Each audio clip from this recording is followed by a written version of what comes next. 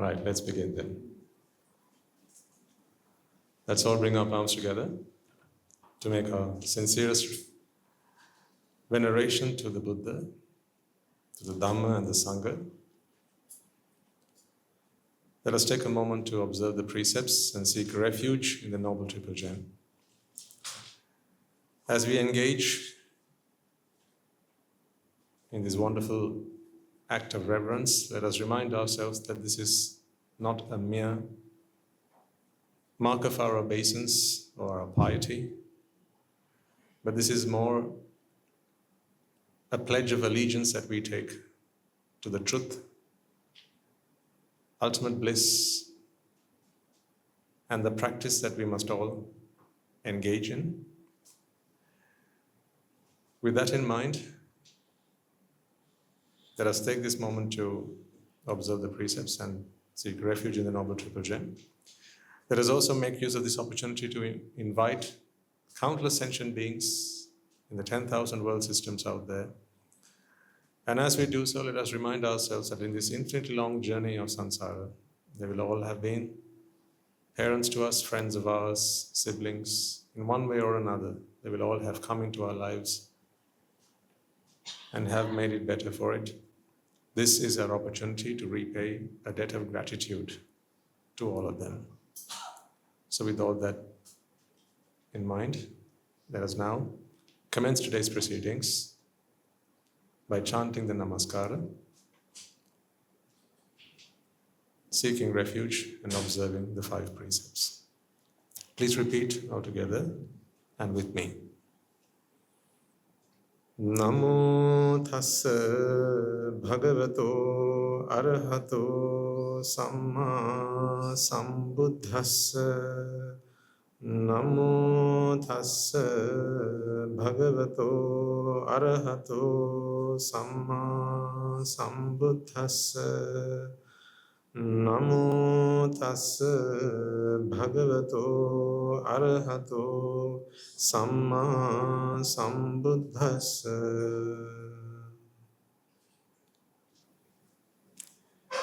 In a recent talk at the monastery during Guru Hamro's absence,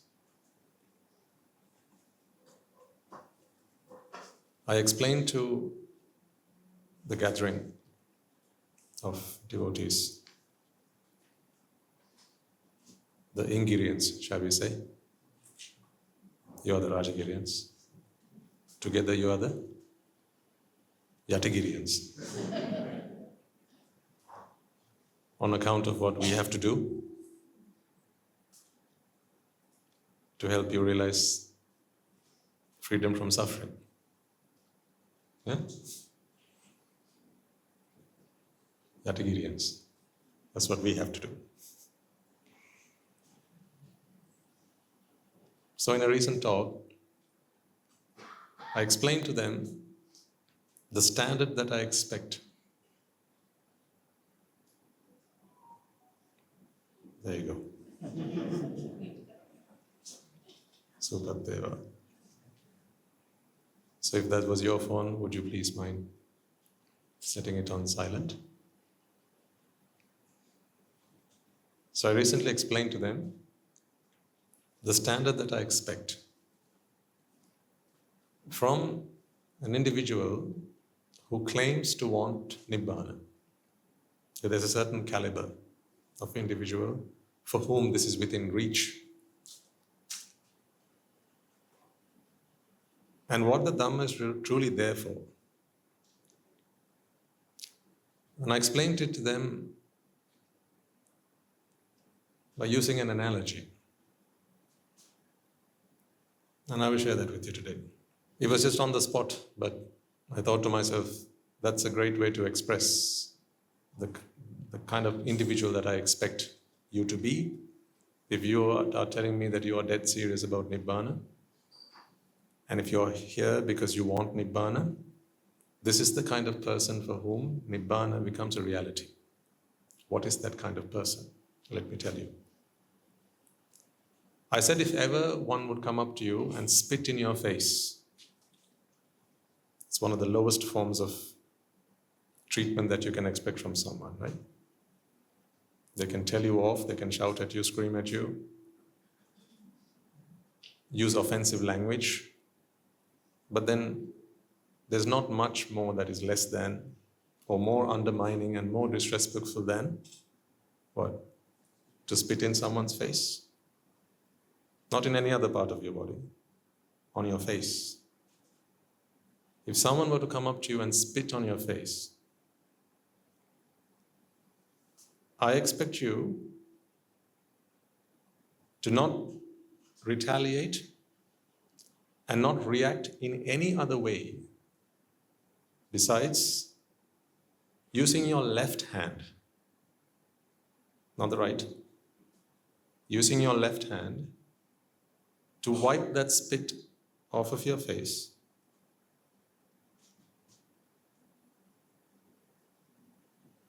Not the right hand, the left.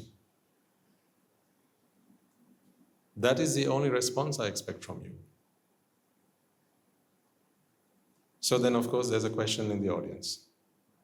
You're all thinking, why is it the left hand? Why not the right? It's not the right because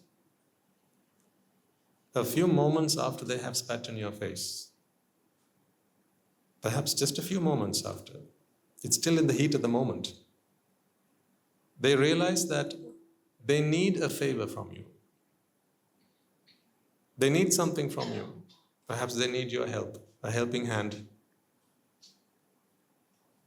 And so they walk back up to you and say, hey, I know I just spat in your face and all that, but would you mind just giving me a hand with something? Can you just forget and consider that just water under the bridge and let's move on as friends? And then they extend their right hand to you as an expression of they're trying to, shall we say, reconcile that friendship. You must always have your right hand ready to shake hands with that individual. Whereas if you used your right hand to wipe that spit off of your face, and then you extend your hand to shake hands with them, what's going to happen? That spit is going to get onto their hand. Whose spit? Their spit. Serves them right, one might say. But no, that's not what I expect from those who call themselves dharmishta. This is the standard of righteousness that I expect.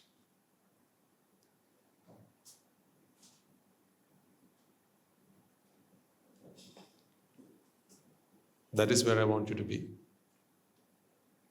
It will not be easy. Because usually when someone does something to you, something you don't like, it is our intuition. It is almost our instinct.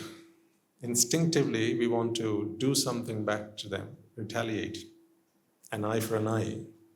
That is the kind of nature that we are. But if you are of that sort of temperament, the Dhamma won't do much. The Dhamma needs fertile ground to take root, ladies and gentlemen. Have you heard in Sinhalese there's a pair of words, it's a phrase, and permit me to use that in this sermon, given that it's a Sinhalese phrase. Suddha Buddha. We say Suddha Buddha Kalladan. Right? Suddha Buddha. Suddha is to clean. Buddha is to make pure. One removes the dirt, the other purifies. It's not Buddha Suddha, is it? It's not that way, is it? It's not Buddha Suddha. It's Suddha Buddha. So the precursor to Buddha is what? Suddha. Suddha must always come before Buddha. Meaning your heart should be pure. Your heart should be clean, should be willing to forgive, should be prepared to forgive, and never have an attitude of retaliation. This is far easier said than done. I know this because I had to go through this experience of growing out of my intrinsic behavior, my intuitions, my instinct, my instinctive behavior. I had to grow out of it. It's not easy to begin with, because to do Suddha, you have to be patient. That's why they say patience is a virtue. You have to be very patient. Think of it. Try to visualize that situation. Someone comes and spits in your face and even calls your names and say you and spit in your face. And at that moment, usually your response is almost reflexive. Response is to fight back, pull at their hair, throw something at them, hit them, attack them, or spit back at them. This is the kind of thing you see in films, and when people fight, this is what you see, right? But you cannot be like that if Nibbāna is what you're here for. Because that goes completely and entirely against the kind of person you need to be for the seed of Nibbāna to take root. Think of the Bodhisattva. You've read the Paramita stories, the Jataka stories, at least a few of them. You've heard them.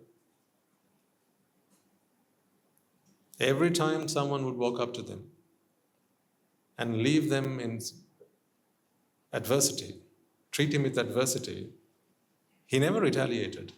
Because there was one thing he always wanted. I shall bear this, I shall tolerate this. He's only doing this because, or she's only doing this because he or she is hurt. For my sake and for their sake, I shall become a Buddha and help them come out of this torment, this hurt, this pain, this anguish that they're going through, which is a cause for their behavior towards me. See, it is a Bodhisattva who always becomes a Buddha, ladies and gentlemen.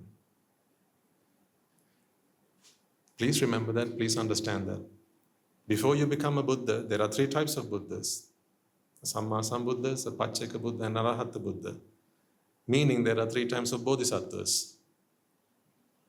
And there has to be. There are the Samma Sambuddha Bodhisattvas. Then there are the Pacceka Buddha Bodhisattvas. And then there are the Arahata Buddha Bodhisattvas. Not Tirisansattvas, not Manusattvas, not Devasattvas, they are Bodhisattvas. You tell me that you want to become Arahants. Do you? That is what this series of sermons is for. Exclusively for aspirants of Nibbāna. You know you're not here for anything else. Even if you are, I'm not here for anything else. I would not get out of bed for anything else, let alone leave the monastery for anything else. I'm here for our Nibbāna, yours and mine. My Nibbāna is no better than your Nibbāna, yours is no better than my Nibbāna. If I was selfish, I could just stay back at the monastery and just, be among my noble friends, be with my teacher. He's out of the monastery now more so than he used to. So while he's at the monastery, where do you think I should be? Just the other day he was saying he'll be going out again soon.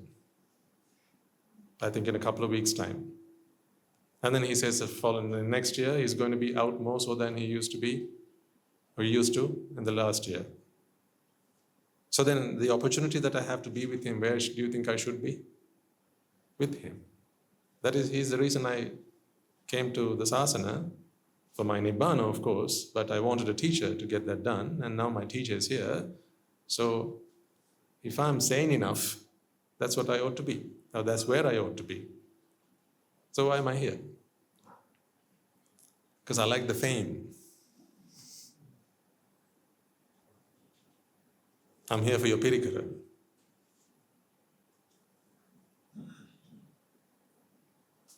I'm here for Nibbāna.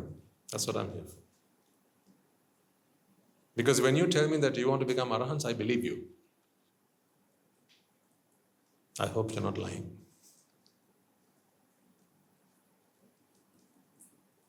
Are you? When you walk up to me and tell me, Nayakanandro, Swami Mahansa, please would you accept this and deliver us from samsara? Please would you preach the truths, show us the path, guide us towards Nibbāna, because we, just as much as you, wish to become Arahants. I believe you. I trust you.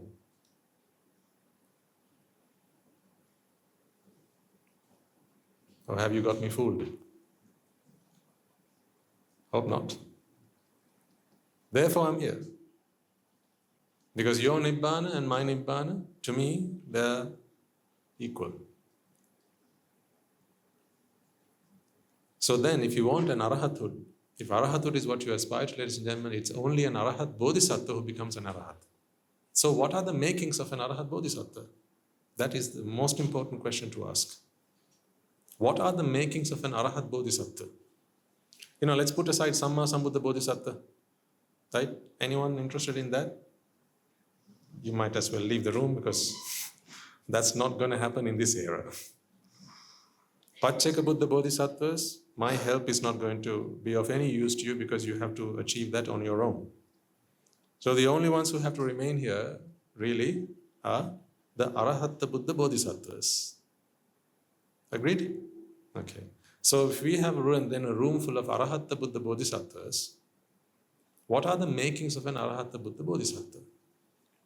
What are the characteristics? What are the virtues? What are the qualities of an Arahatta Buddha Bodhisattva? And do you possess them?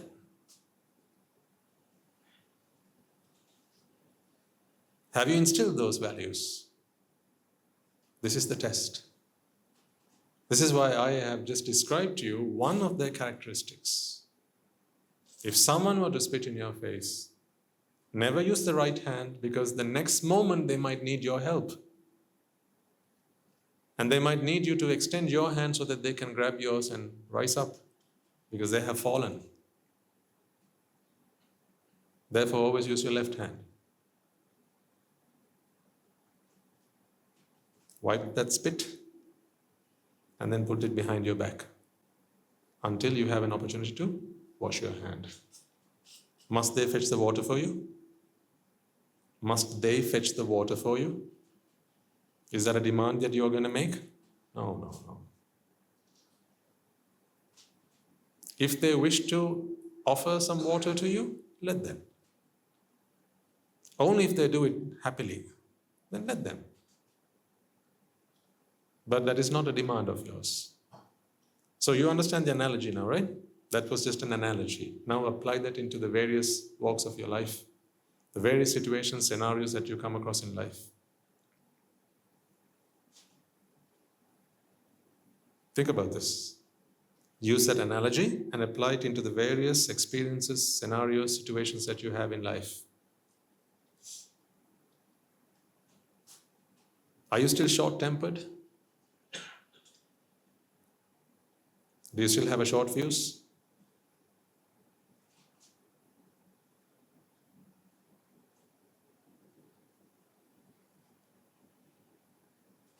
Do you bite?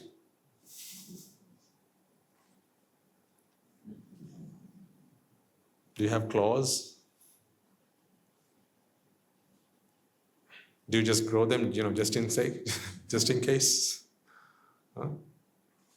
Just in case I might need them. Wow. Animalistic tendencies. We've got to put them all aside. That must all go away. We have to wash them away, ladies and gentlemen.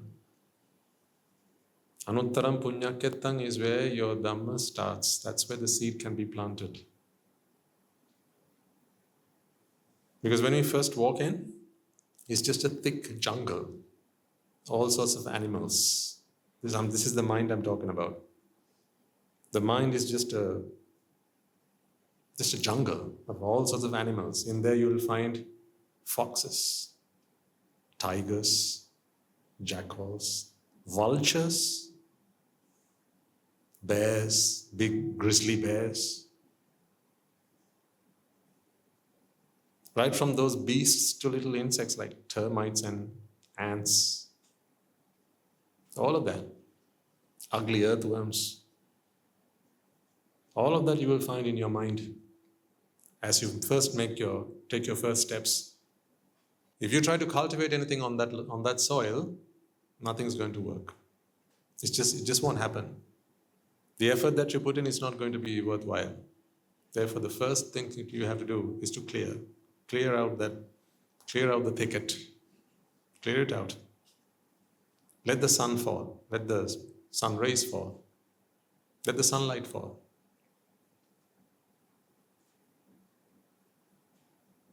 So you've got to chase away all those demons, all those dragons that you have in your mind. One of these dragons, one of these animals is, if you hurt me, I will hurt you and I will remember it till the end of time.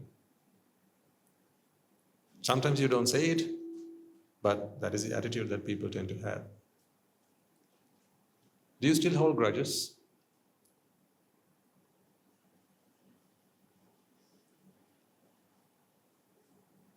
Do you? I don't know.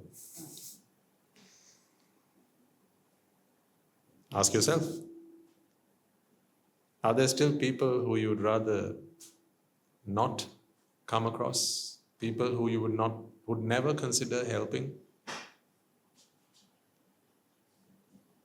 Are there people who you want to teach a good lesson to? Are there people who've hurt you and now they have wounded you in such a way that you just can't, the scabs of the wound never disappear. It's always there. Just the sight of them, the thought of them, the sound of them.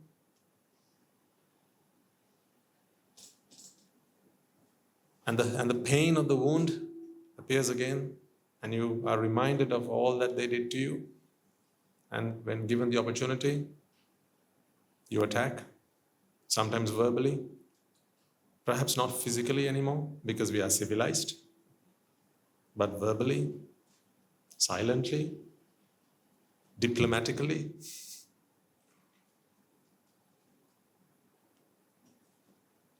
Someone's hurt you some time ago, and now you see that they're trying to apply to the company in which you work. Do you slowly walk up to the boss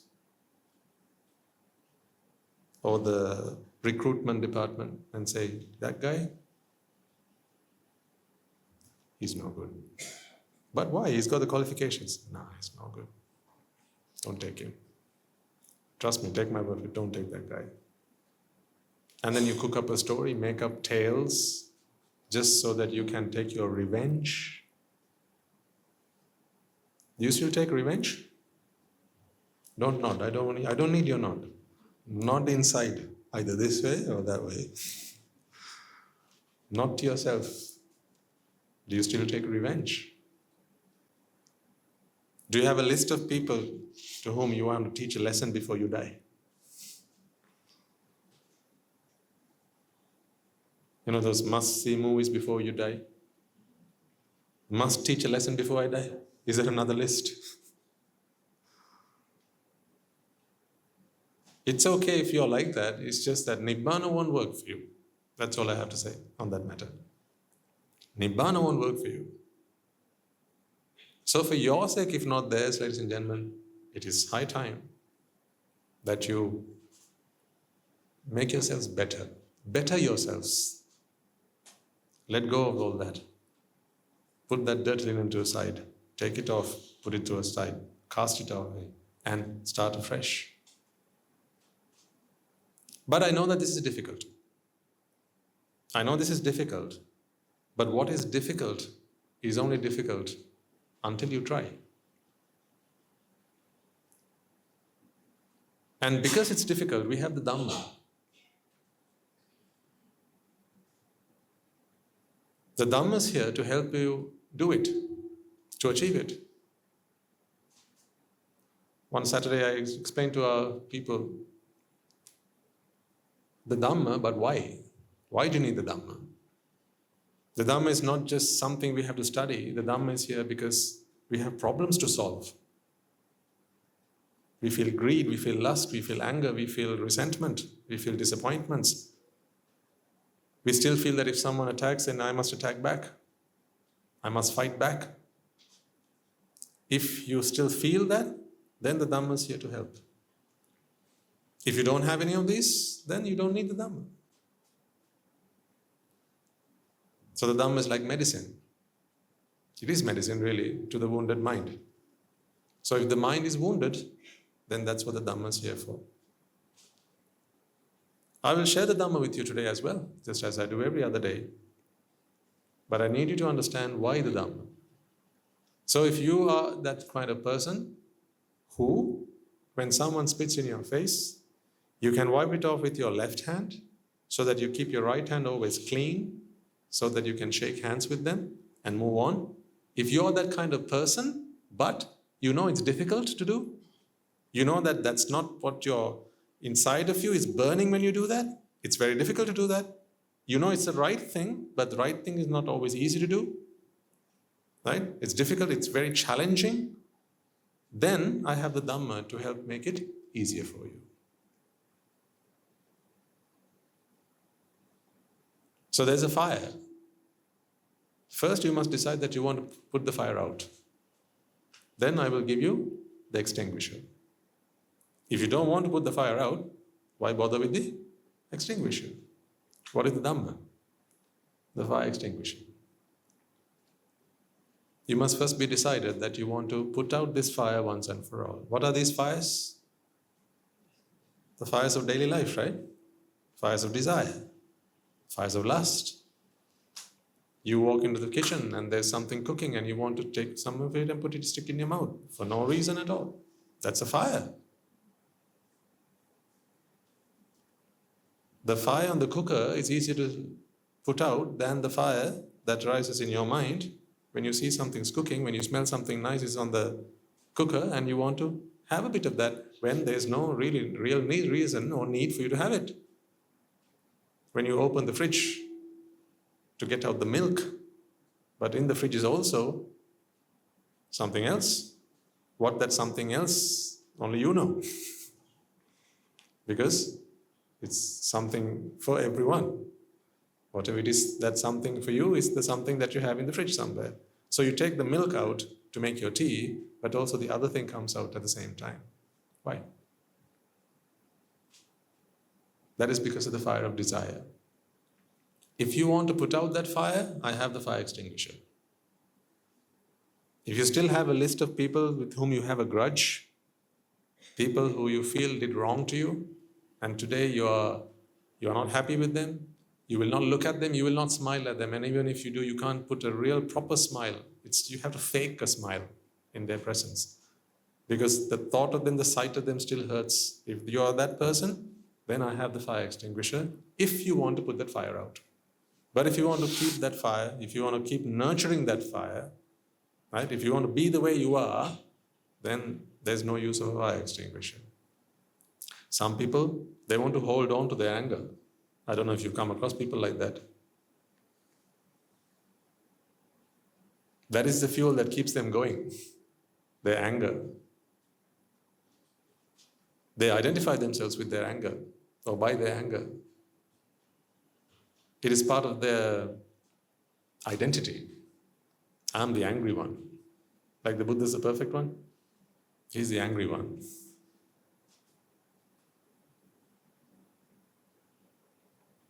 Sometimes because of their inferiority. They know they're no good in any other way. If they think that they're no good in any other way, then what they tend to do is become the angry one. Because that's easy to do, isn't it? To be the angry one. It's difficult to be the smartest one. Difficult to be the kindest one. Difficult to be the most gentle one or the most generous one. But to be the angriest one, that's easy. Dogs are there like that. The angriest dog. The most ferocious dog. So there are some who maintain that, because that's me, I'm the angry one. You're not that, are you? Good. So it's difficult to preach to them, it's difficult to give them or show them the fire extinguisher because they don't want it. They don't want it. But you're here because you're here for a different purpose. So I have the Dhamma to you. I will give you the Dhamma. I will share the Dhamma with you. Because you come here and you promise me, Swami Maharaj, we are Arahatta Buddha Bodhisattvas. We wish to be Arahatta Buddha Bodhisattvas. We are Arahatta Buddha Bodhisattvas and we practice that Bodhisattva Paramita. Dhana, Sila, Nekkhamma, Panya, Virya, Khanti, Satcha, Aditthana, Metta, Upekka. These are the paramitas.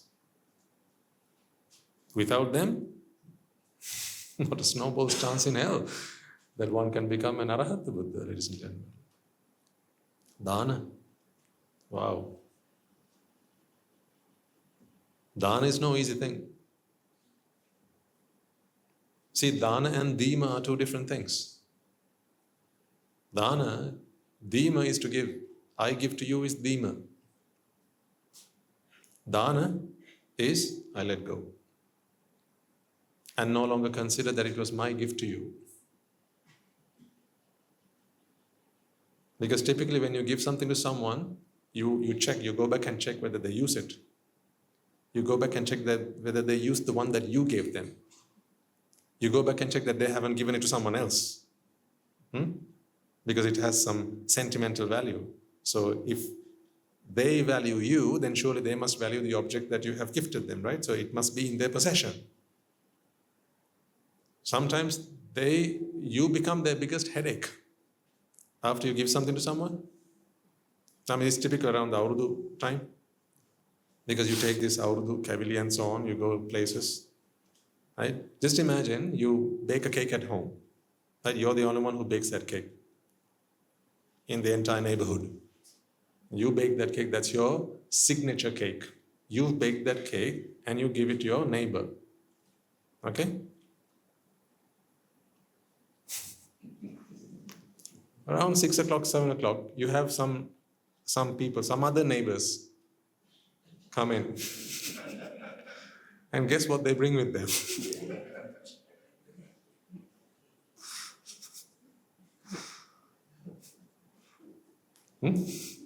Guess what they bring with them?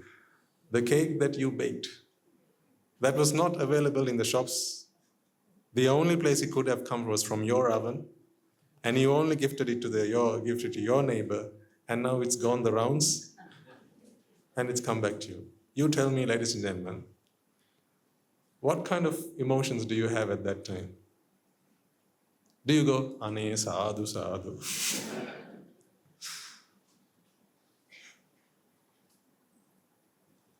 Is that how you feel? Maybe, I don't know. Perhaps you are like that now. But typically, that's not how someone responds to something like that. The first thought that crosses your mind is, how ungrateful they are. Especially if when you gave it to them, you explained the whole, all the effort that you had to put in to bake it, right? How you read the recipe, you tried it at home, and this is the 10th time, and it worked out just right this time round, and how they are so special to you, and that's why you are going to give this to them, and you haven't given it to anyone else. Right, so it came with the full instruction manual, the cake, right? And then they with excitement, they accepted it from you, and they couldn't thank you enough for that, and they said how grateful they are to have received it from you. And then, without a slice missing, it comes back. I mean, if half of it came back, you could make your mind up. But the whole cake comes back. What do you feel like doing with that cake now? Don't you feel like visiting your neighbor again? Only this time, not to serve it to them, but give them a serving of it. See, that is not Dhana. That is Dheema. That is Dheema. Meaning, it's like flying a kite. You fly the kite, but the string is always in your hand. So you've not truly given freedom to the kite to fly, have you? You decide where the kite can go, how high the kite can go, how far the kite can fly. You decide that because you still got the string in your hand. That is Dheema. Dhana is what? Let go. That is the paramita. How many dhanas have you given by this point in your life? The real answer is hardly any.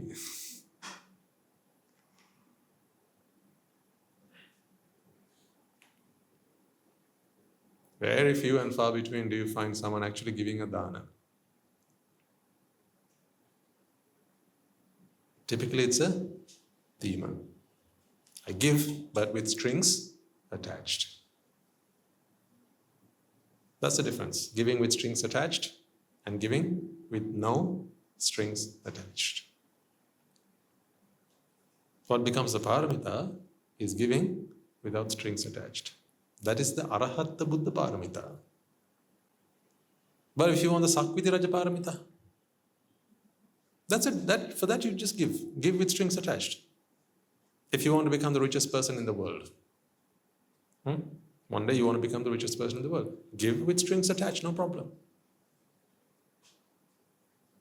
You want to become an emperor, you want to become a wheel-turning monarch, Sakviti Raja. Or you want to become the Sakra Devendra, the Lord Sakra, ruler of 4 heavenly abodes. Then give with strings attached. You want to be born beautiful in your next birth. This time now didn't work out, but next time now you want to be born with good looks. Then give with strings attached, because that is the string that is attached, expecting something in return. May I have for this? It's very difficult, ladies and gentlemen, to do this, I tell you. Honestly, it's very, very, very difficult to do this. If nothing else, you'll usually expect at least a smile in exchange for what you give. Maybe even a thank you. Sometimes you give something to someone and you wait. Okay? All right? And they're like, why are you still waiting? Oh no, are you okay with that? Are you happy with that? Yeah, I'm good. Okay, then. See, catch yourself when you do this. You all start somewhere, right? So you give something to someone and you're waiting for them to say the magic word. Yeah, you see, it feels like you're anchored to where you are. You can't move until you hear that word. And then you check, because you're trying to prompt them, but not, you don't want to say thank you. Right? That's not nice, right? You want it to be genuine, right? So you don't say, come on, say thank you, I gave you something. Instead, what do? You say, is it good? Do you like it? Is it nice? Are you sure you want it? Do you want me to exchange it for you something else? A bunch of questions, hoping that you might just be able to extract a thank you from them. I mean, if you don't like it, you can exchange it for something else, right? It's fine. I know, sometimes you do it genuinely because you really mean it. If you don't want it, you can exchange it for something else. Sometimes, you give them slack. You just say, you don't have to think that I'm going to be watching out and making sure that you keep this. If you want, please feel free to exchange it for something else, right? Because I'm not going to come back and check whether you've kept what I've given you and so on. So no strings attached. Sometimes you give them that freedom. For that you ask a question. But there are times when you just keep asking them questions and trying to dress it all up and tell them, I went through hell and back to get this for you. Do you know? It was so difficult to get this. I had to ask from this person and then go to that shop and it was not there. And when I went to the other shop, it was late at night. Then I had to park outside and wait for hours to get it. Just so that I can bring it to you on time. Do you know? Yes, I know. Well then...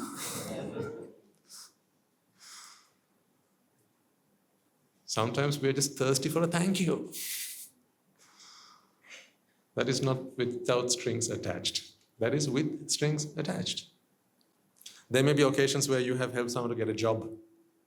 I'm sure there are plenty of individuals here. You've helped someone, climb up the career ladder, get them to land themselves a job, right? Submit a few applications, help them with their CVs and so on. Put in a good word on someone's behalf, as a result of which, they got the job. Typically, what is expected?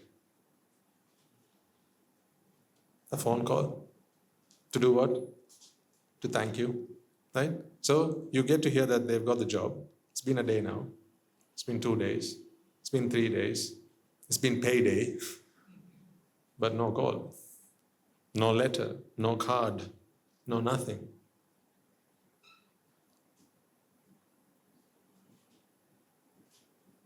Have you ever caught yourself speaking about this to other people?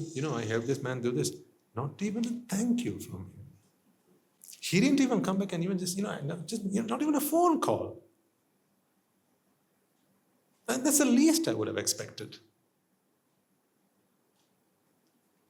That's okay, I'm saying, but that's just not the Bodhisattva Paramita. That's what I'm saying. It's okay. If that's who we are, that's okay. It's just not the Arahatta Buddha Bodhisattva Paramita. You can become someone, but you can't become no one like that. Yeah? You can become someone like that. But if you're trying to become a no one, a nobody, you can't become a nobody like that. That's why charity, number 1 in the paramita list. People think it's easy to do. Oh boy, then they've got another thing coming. 8, not easy to do. It's very difficult to do. It's very difficult to do. I mean, you are not like that, but I remember when we first ordained, and sometimes when we go to other places, sometimes we are invited. Those days we used to travel, but now we don't. Those days we used to go for alms givings and things like that. And typically, if someone, because usually they don't stop when they start serving. They don't realize that this is just a stomach. Right? That inside this robe is a human being. Right? And so when they serve, they want their serving to be accepted. So imagine there's like 10 dishes. So the first serving is rice. The second serving is parippu, but the quantity is about the same as the rice. At the end of this queue, with your alms bowl, you begin to wonder, what am I having with what? Because typically you have rice with curries, right? But after this alms round, you begin to wonder, oh, good Lord, is it curry with rice or parippu with sambal, or what am I having today? With you, I don't have that problem, because you just give me a spoonful. You're stingy, aren't you? Stingy Rajagirians. That's all you give me, a spoonful. For all that I give you, all you give me is a spoonful. Next year I'll give you a spoonful of Dhamma. I'm just jesting. Stick to the spoonful. But we used to have this problem, and I suspect that many Swamin Vahanses, Silmanian Vahanses, they must have this problem, I imagine. Now at the monastery, we have our Anagarika Mahatyas who guide when you come to give dane. They guide you, right? They tell you just this much of this, that much of that, and we have specific spoons for that. So we have spoons for good measure. But I have been on the receiving end of some very interesting dana offerings, where at the end of the alms round, and I don't mean this with any disrespect by any means, because I understand why they do it, and it's with deep devotion. I admire that truly. I was once like that. But at the end of that alms offering, and at the end of my consuming my meal, I'm left with so much food in my alms bowl. The next problem I have is, how am I going to give this alms bowl back to the devotee? Because I'm certain that one thing is going to happen the moment they come and take it off from my hands. What? You tell me, dear devotees. Typically what they do is they look into the alms bowl and they check. These are the leftovers, right? They check what I have left over. Especially if it's the one that they served. So imagine it's that cake that only you know how to bake. And there was a slice or a piece of cake that was put into the alms bowl and that remained untouched. Or just a small bit of it was eaten, but the rest of it just remained in the alms bowl. 9 times out of 10, that would end up hurting them. It would hurt their feelings. That's why in the monastic tradition, we have a practice. When we have any food left in the alms bowl, we mix it all up. Whatever is left over, we mix it all up. To the point where it becomes indistinguishable. Well, it's not always possible, but we try and do it for who, on whose behalf do you think? On behalf of the devotee, so that when they take the alms bowl back and lest they look at it and they feel hurt, because that's not what we want. We want them to earn merits out of it, right? But they look at it and if they're hurt, in vain, isn't it? So, but I myself personally, I really dislike throwing and wasting food. So there have been occasions, at the monastery now I don't have this problem, but back then, when we used to travel, even when it was difficult to eat, I would still consume the whole meal. Why? Because I don't want to hurt their feelings. So I take the pain so that they can just walk away without pain. See what we have to do as monks.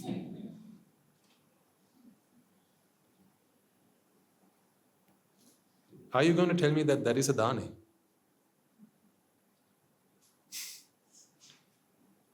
Is that a dhani?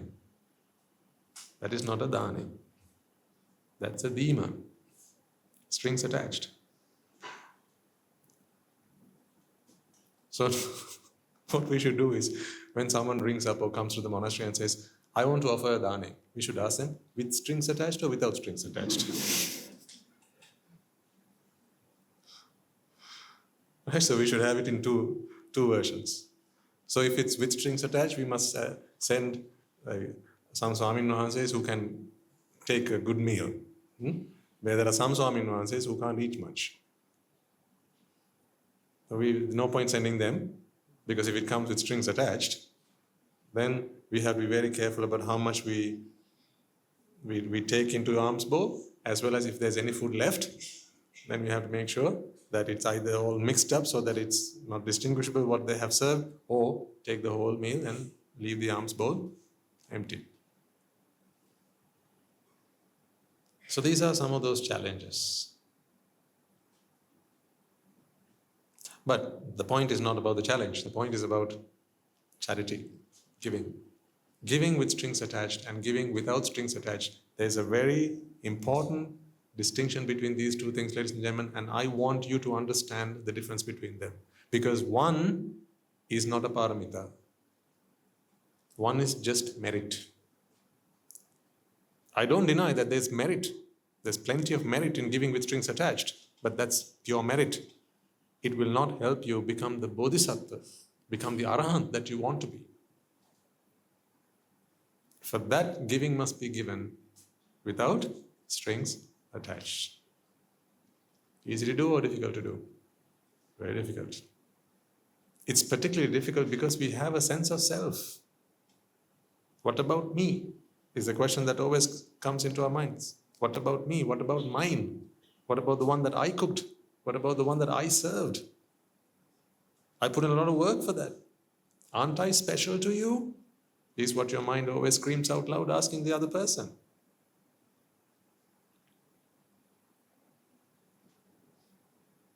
See, catch them in their wake. Be mindful. This is bhavana. Trust me, this is bhavana. This is meditation.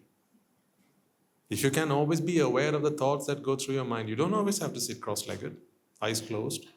back straight. No. Not at all.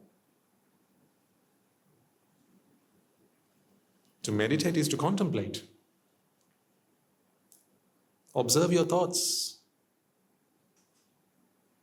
Whenever you give something, ask yourself, do I expect something back? Something in return for this giving? Who's that person to whom I expect something to come back? Then there's a me there in that equation. Then you have failed the test. See, when that happens, you have the Dhamma.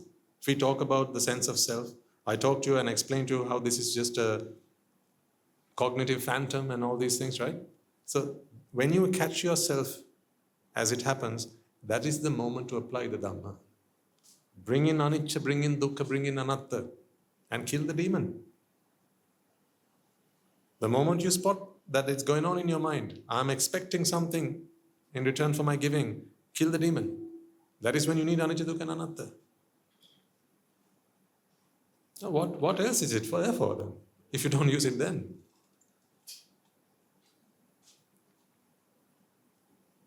Do you understand what I'm saying? Use it.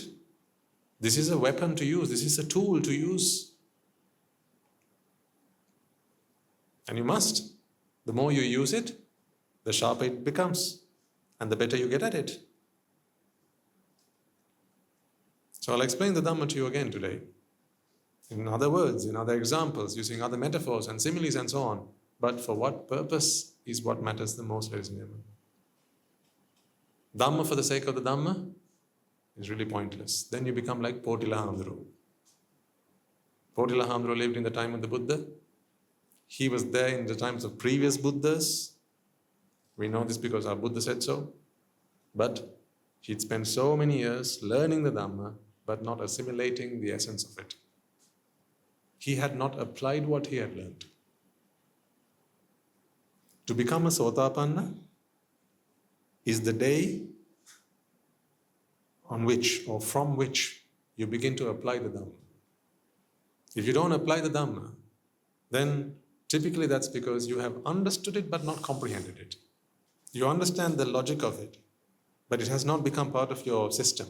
It's not part of your operating system. But once you become a stream enterer, now that is the stream that you're in. Therefore, every experience that comes your way, you are now able to look through the lens of the Dhamma and examine your thoughts and identify, is there a self here again?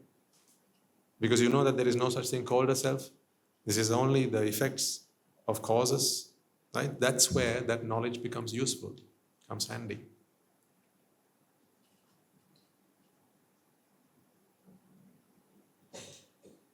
So if there are grudges, the Dhamma won't work with you. You've got to put aside those grudges. At least there cannot be outwardly behaviors. That is very, very important. I really hope that you have come to a point in life where you no longer shout at people, scream at them, tell them off. I mean, if you speak to them politely, that's okay. That's not what I'm talking about. Politely, respectfully. But if someone does something wrong, you've got to explain it to them. But in your mind, you must not have the intention to hurt. That's what I mean. Did I explain to you the other day that it is not our duty to punish, but only to teach? Assume that you are a policeman, a police officer. Let's assume you're a traffic police officer, right? If you catch someone speeding, then you would stop them, right? So this is another analogy. See whether this makes sense to you. So you're a traffic police officer. You see a speeding car, you stop the car. Okay, then pull up.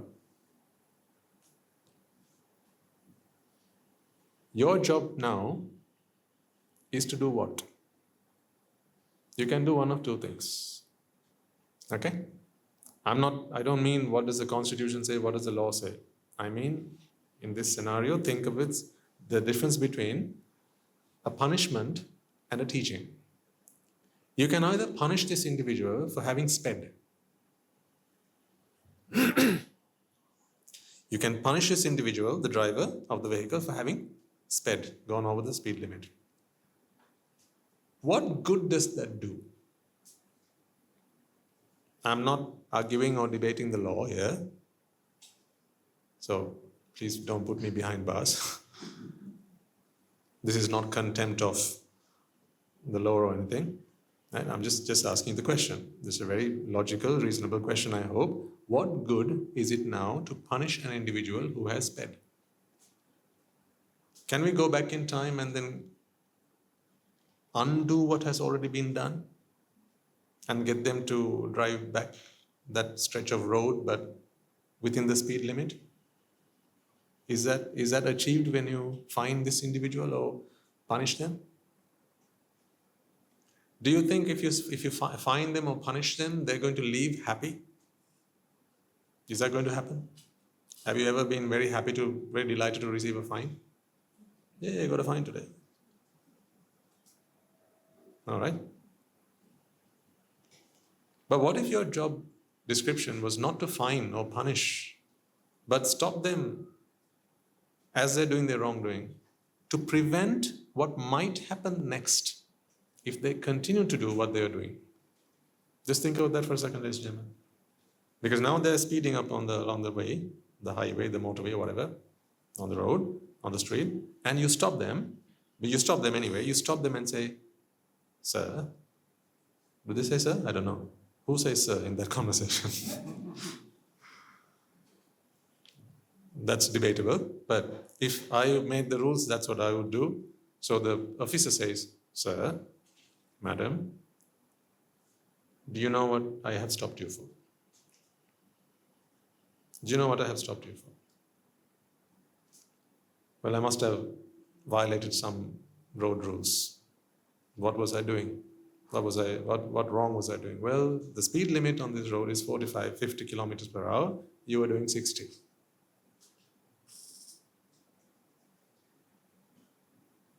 Do you know why it's wrong to be going above the speed limit, sir? Well, yes, but I'm in a rush. I have to get to this place. But do you realize that when you go above the speed limit, chances are you might not actually get to where you want to be? Better late than never, sir. But if you go above the speed limit, you might never get where you want to be. And there are other road users. You might end up harming them, hurting them, causing a lot of damage. Would you please be mindful and not speed on this road and stick to the speed limit? Can you promise me that you would do that? Would you be mindful about your speed? I will. Are you sure? Yes, I will. See, now this is not a punisher. This is a teacher. The driver in the car, he's happy because you've not punished him. Perhaps if he was not mindful about the road conditions and what harm could have happened to him and to others, now you're reminding him of all that, and he realizes the gravity of what he was doing. And he's grateful that you have reminded him. With gratitude, he says, "Thank you." And with gratitude, you say, as a police officer, "Thank you." End of the conversation, and they drive along. You don't earn any demerit by doing this. No demerit in this conversation. In fact, you earn merits out of it. Because what you have done is you have prevented harm coming to someone. You have given someone some knowledge. You have reminded them of what bad could have come. And you have given them a reminder of what is good, what is right. So I'm not suggesting that from here on, this is how the roads are going to be. I'm just saying this is how I would do it if it was down to me. But maybe that's why I'm not in that job. They wouldn't put me there. See, that's the thing. The world works in one way, but if you want to get to Nibbāna, it's a completely the other way. Anya hila bhupanisa, anya Nibbāna gamini. The way the world works, the way the systems have been set up, the way everything works out there, it's not conducive to Nibbāna, because they didn't have Nibbāna in mind. That was not the purpose when they wrote the constitution. You think they all got together? How can we get our population, people to attain Nibbāna? Let's write the constitution. You think that's how they did that? Every time there's a revision, do you think they revisit Nibbāna? There was one constitution that was written like that. It is called the Code of Conduct for the Mahasangha. The purpose behind that was Nibbāna. So when the Buddha laid down the 227 rules for the Mahasangha, that is also a constitution, and the purpose behind that is Nibbāna.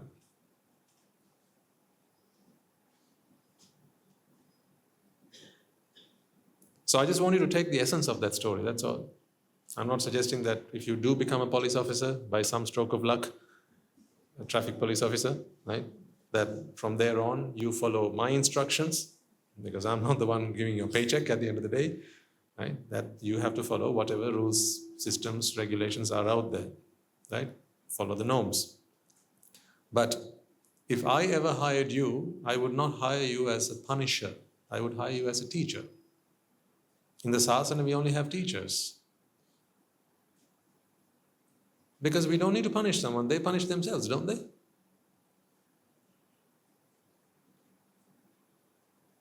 If you're angry, do you need to be punished as well on top of that? You're angry at someone, just assume. Are you punished for your anger, or are you punished by your anger? Which do you think? You're punished by your anger. So then, should you also be punished again on top of that?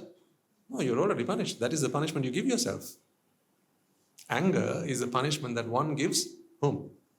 Oneself. So when I speak to you and I say, do try and control that temper, do try and not be angry at other people, I'm not really suggesting that you must do it on other people's behalf, ladies and gentlemen. What I'm saying is, stop punishing yourselves. You're not that bad. You're better than that. You're good people. You don't need to punish yourselves like this. Therefore, take the medicine of the Dhamma and free yourself from this self-inflicted, self-imposed punishments.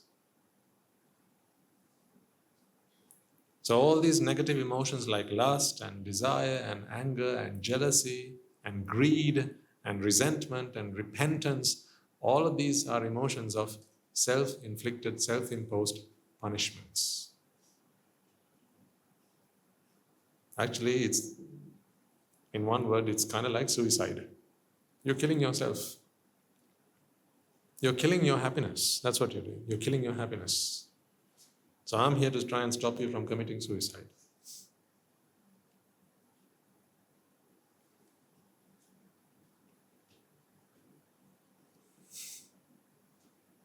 That sounds really weird.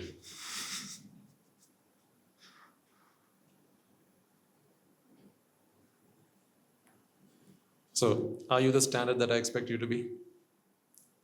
Can you strive for that? If you're there yet, or if you're getting there yet, that's okay, that's good, right? But that is the standard I expect from you. What is the standard? Someone spits in your face, you always wipe it with your right hand. No? Left hand. So that the next moment they come up to you and request for your help, your assistance, you're always ready to extend your hand and to give them the help and the support they need.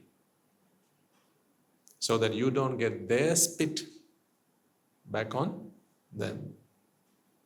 That's the level I expect if you claim to be dharmishta. Otherwise you're just Rajagiriyans. Right? If you really truly want to call yourself dharmishta Rajagiriyans, then you have to reach that standard. It's not easy, therefore I'm going to give you the Dhamma to help you achieve that. Fair enough? Right, now let's listen to the Dhamma. Because now you know what the Dhamma is for. Without that, if I just gave you the discourse, It's just the Dhamma for the sake of Dhamma. What's the point of that?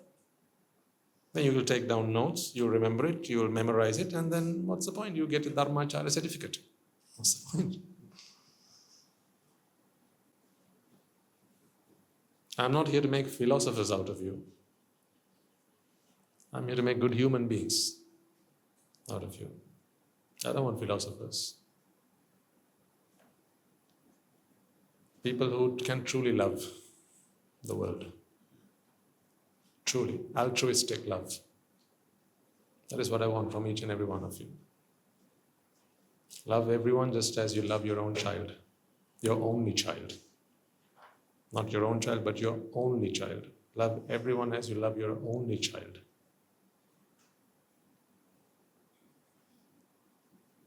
Not easy. I know it's not easy. It never was supposed to be easy. But that's only because there's a demon inside you. Now I'm going to give you a potion to kill the demon. Right, let's do it then. Right, now to understand this, you need to pay attention. So I need your full attention.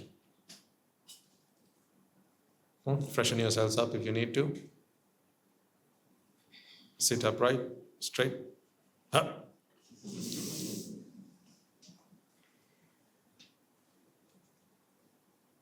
Because this is going to need a good level, a good degree of attention, focus, and don't be distracted. Try not to be distracted. And try and understand the essence of what I'm trying to share with you. Because this is what's going to help you become what I explained to you earlier. Okay? Right.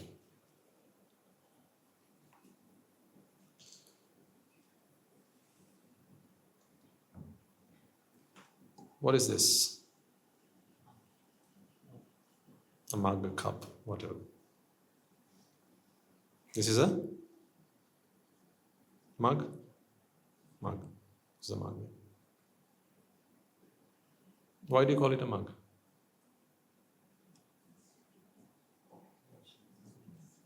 Why do you call it a mug?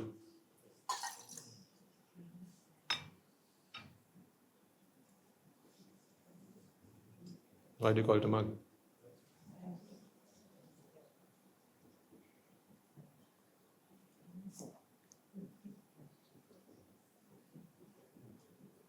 Sorry? What's that?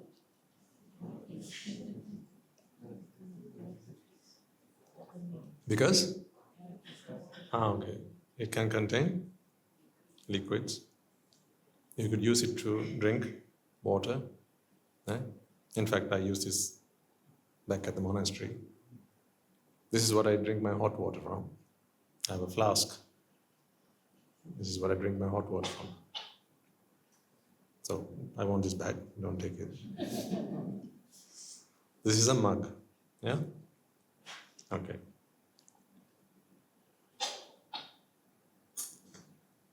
Are you sure this is a mug? You are, right? Otherwise you wouldn't have said it, that it was a mug. Okay.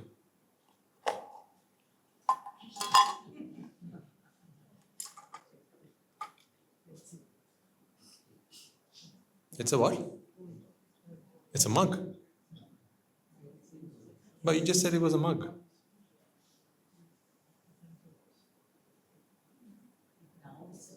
And now it's a pencil holder or a pen holder. So previously it was a mug. Now it's a pen holder. Okay. Sure, right? It's a pen holder, not a mug. Another purpose, right?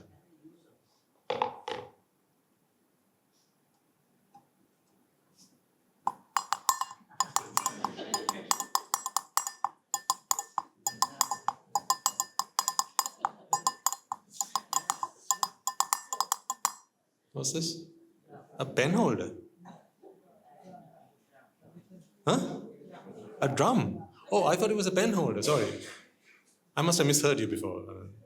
So it's a drum. Let's. I mean, you seem to keep changing your mind all the time. Then it became a pen holder. Okay.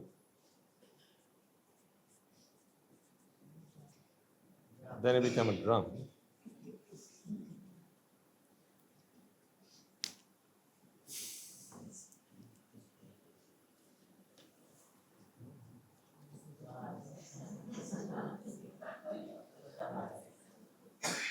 Some people are going, "Ayyo." All that effort we put into.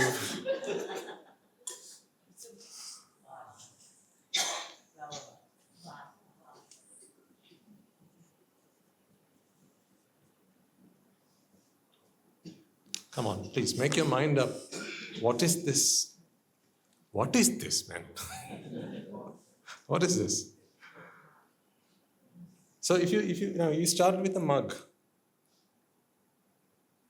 So why did you stop calling it a mug and then call it a pen holder?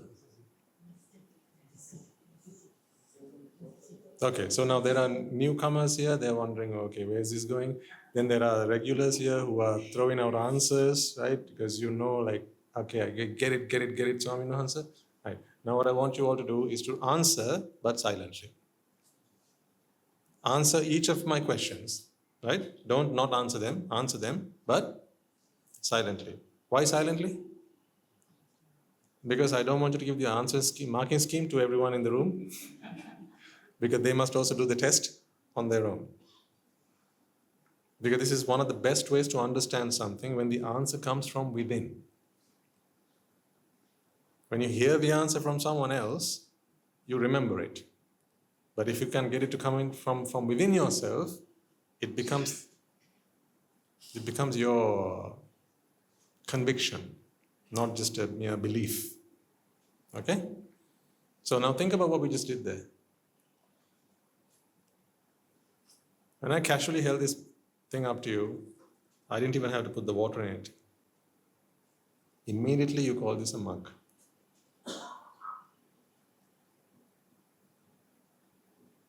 Why did you call this a mug and not, a pen? It's because you identified characteristics. You identified a bunch of characteristics that qualifies this object that I hold in my hand to be called a mug. What are some of those characteristics?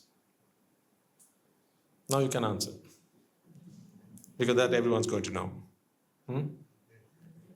You can put some substance into this without it all leaking from the other side, right? So it can hold some substance.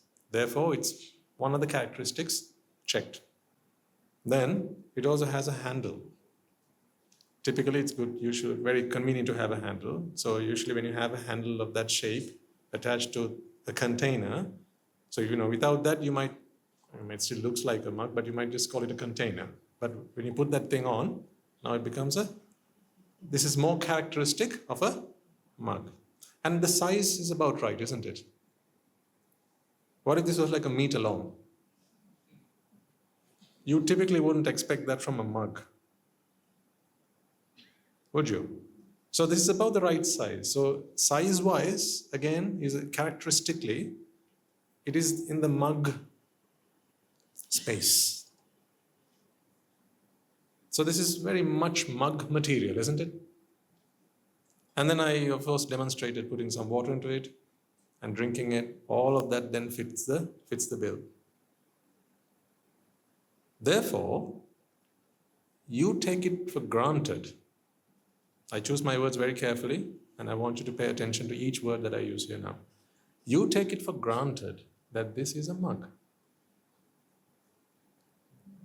I ask you a question. If I poured water into this and it leaked from the bottom, would you still call this a mug? Would you? No. You might say it's a broken mug or a punctured mug, a damaged mug. But you wouldn't just call it a mug.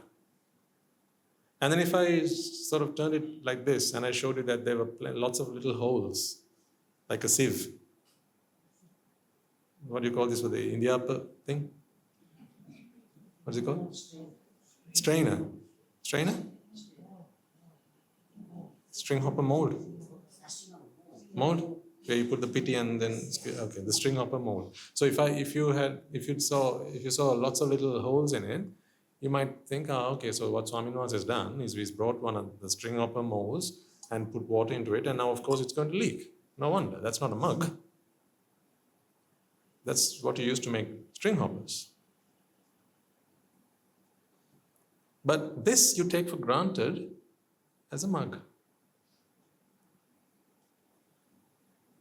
And when you take this for granted as a mug, ladies and gentlemen, what happens is, there are a whole bunch of characteristics you also take for granted, and you expect those characteristics to be present in and about this object.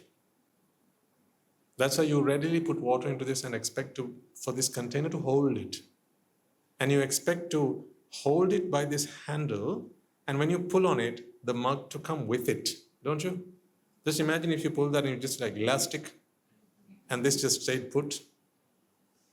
What would that do if that happened? It would disrupt your sense of realism, wouldn't it? It would be like, whoa, what's going on here? I'm pulling on it and it won't come. It would feel very weird if that were to happen. Just think about why that is. Why you would feel that was very weird, very unsettling. If you poured water into this and all that water leaked from the bottom, why would you find that very unsettling? Isn't that because, right? Isn't that because you take this as a mug, you take it for granted that this is a mug, and therefore there are a bunch of characteristics which you also take for granted, because all those characteristics are characteristically mug. They're characteristic of a mug. So to put it very simply, I hold in my hand a mug, and the mug has XYZ, these characteristics. That is the way your brain processes this. Not your brain, but rather your mind. And there's a flaw with that. We moved on to the pen holder. So as I grab these pens and put into this, now you stop calling it a mug. I asked you, what is it now? And you said that was a pen holder. See how quickly you jumped from a mug to the pen holder? When I used this as a pen holder, did I take away from this the characteristics of a mug? Did I? So could it not be used as a mug again? In fact, if I had the pens in here, could I also not still put water into it? I could, right? But imagine this for a second.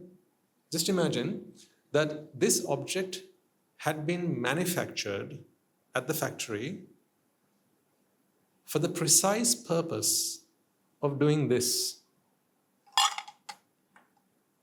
just as this has been manufactured. You wouldn't then call this a mug, would you? Right now you see something wrong here. Even worse if I put water into this. Why so? Because you'll tell me, Swaminathan, you just got it all wrong.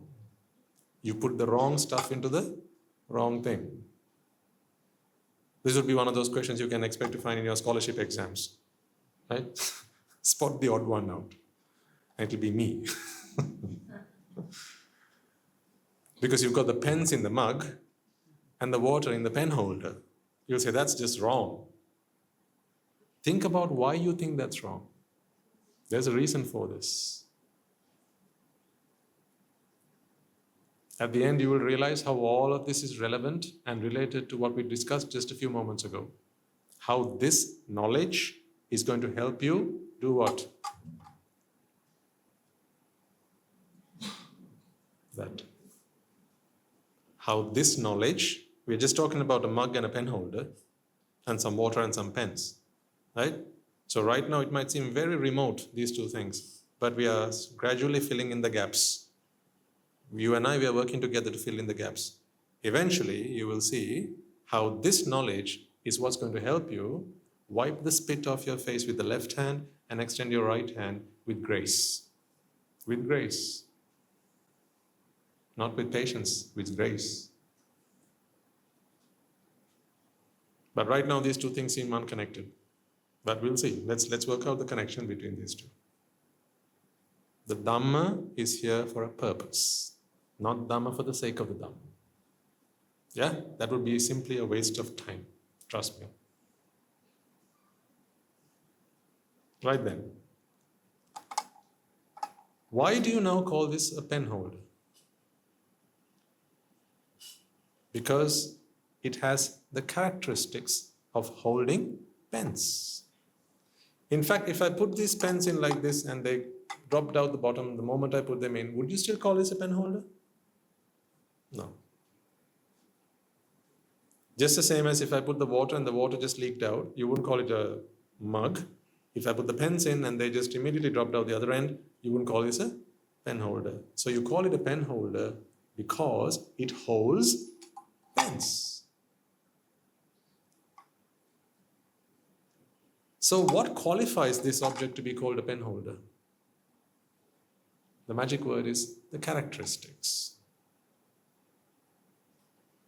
Take away the characteristic of holding water or any liquid from this object. Take away that characteristic. Now this is something you're going to have to do with, this is an abstract concept I'm talking to you about, okay? If you were able to take away the characteristic of containing water or liquid, would you still call this a mug? Would you? No. If you took away the characteristic of holding pens, would this ever qualify to be called a pen holder? No. Therefore, would you agree with me then, ladies and gentlemen, that these objects only qualify, are only entitled to these names because they exhibit a bunch of characteristics. See, you were very quick to call this a vase. You call this a vase because the moment I put these flowers in, they rested very comfortably. But if I put the flowers in and it came out the other end, or if I put the flowers in and they dissolved in it or something, then you wouldn't call it that. Then the qualification that this object, this mug or this object. So here's the distinction. The qualification that this object has to be called a vase is it has the characteristic of holding these flowers in place the moment you place it there. That is a characteristic. Now I have a very subtle but very interesting question.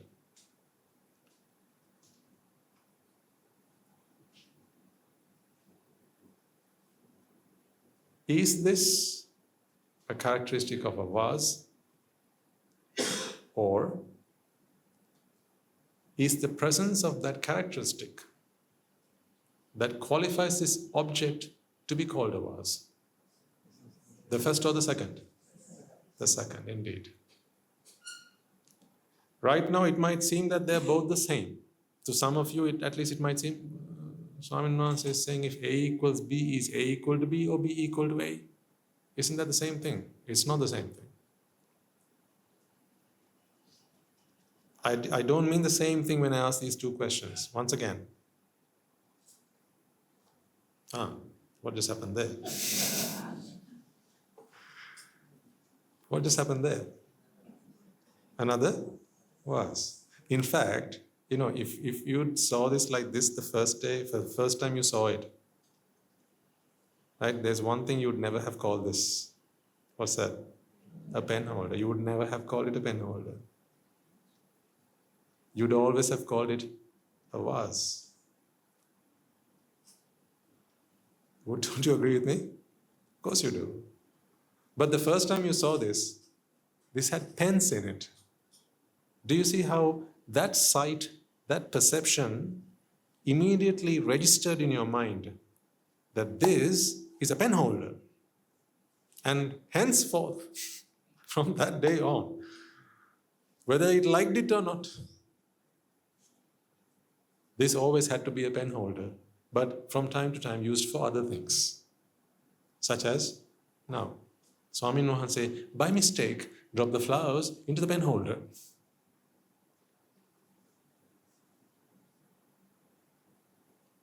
In fact, you know what you would say when you look at this now? You say, he's using the pen holder as a vase.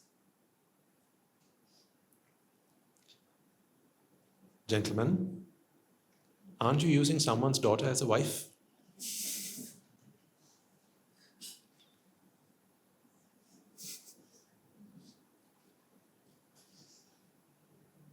Why do you look down in embarrassment? Huh? Come on, look up. Look at me when I ask you a question.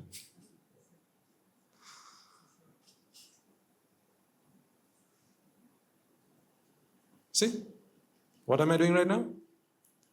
I'm using a pen holder, complete the sentence, as a vase. What did I do earlier with this? I used a mug as a pen holder. And then I used the mug as a drum. And then I used the mug as a vase. So this was always a mug, wasn't it? See, it was always a mug, only I used it in different ways. That's what your mind tells you. Means you have fixed this as a mug. This is now done. It's a mug. I mean, there's no hope now. If this ever had any ambition of becoming anything more than a mug, it might as well forget it.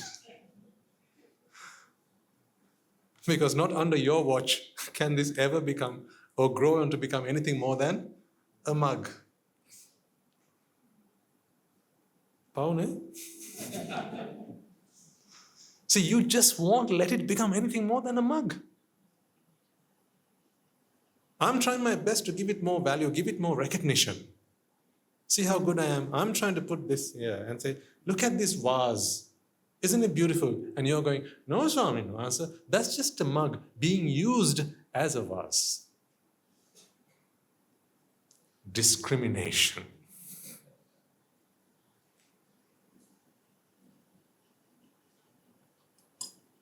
You discriminate. Why don't you give it a fighting chance? Huh? Why don't you just let this thing become whatever it wants to be? And then when people discriminate you, that's not okay. Right?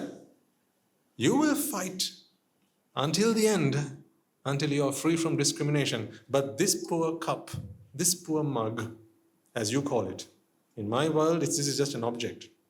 It has infinite potential. This has infinite potential. It has potential to be a pen holder.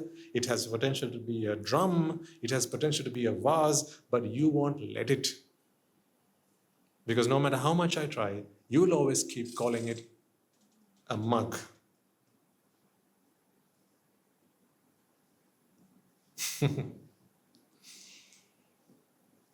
Because you have sealed its fate.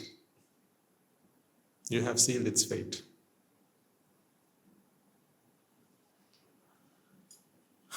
That's why you can't forgive your past. That's why you can't forget and move on from your past. That's why you keep cursing yourselves for yesterday's mistakes. The same reason you can't not discriminate this. See? It's no small thing. It's no easy matter, ladies and gentlemen. I'm using a simple mug to explain to you what you're doing to yourselves. That's why yesterday's mistakes haunt you today. Because once it was done, then you discriminate yourself as the one who did it. Think whether you don't. And the same you do to others as well. You call them your loved ones. How much do you really love them? If you just won't let them move on, One day he was a mug, all right. Yeah. You mug. One day he did something very muggish, right? But today he wants to move on. He wants to be a vase and carry you the flower. And let you rise and be pretty. But you just won't let it. Because in your mind, you have permanently discriminated him, her, them, us, and yourself.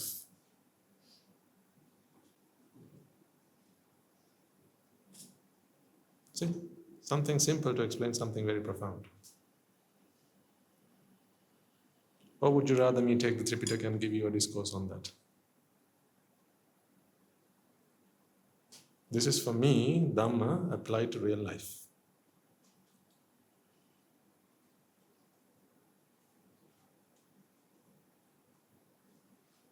You see what's going on here, right? I'm trying to give this a new lease of life. Right? This is more than a mug to me. I think this can become more than that. Just assume, imagine, as a mug it would fetch 500 rupees in the marketplace. But as a pen holder, this would fetch 1,000 rupees in the marketplace. Right? So if I could qualify this to be a pen holder, this would become more valuable, wouldn't it? That's what I'm trying to do. See, I'm trying to do that. I'm trying to give it more value. And now I'm going to call it a pen holder, but you wouldn't let it.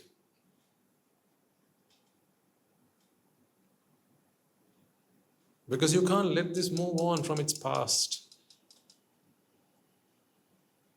Because you discriminate this.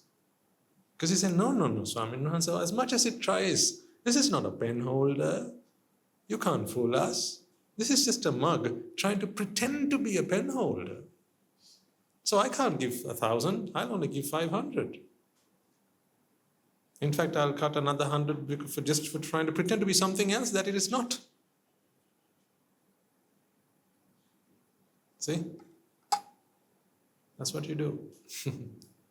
It's what you do to your children. It's what you do to your spouses. It's what you do to your friends. It's what you do to your colleagues. And worst of all, complete the sentence. It's what you do to yourselves. Once a womanizer, always a womanizer, right? Once a thief, always a thief, right?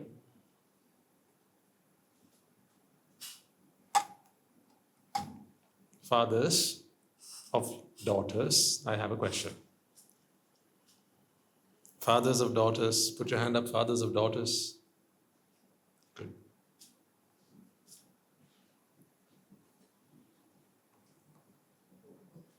A couple of years ago, a man was incarcerated, put in prison for an offense, a minor offense, involving a young girl. Minor offense. A couple of years ago. But yesterday he was released. And while he was in prison, he was rehabilitated, right? He was taught what was right and wrong. And he's come back saying that he would never do something like that again. He makes his promise, and it seems like he's okay now. He sees your daughter, and he wants her hand in marriage. If you ignore the past, his past, in every other way, he's a good match. The horoscopes match first things first, right?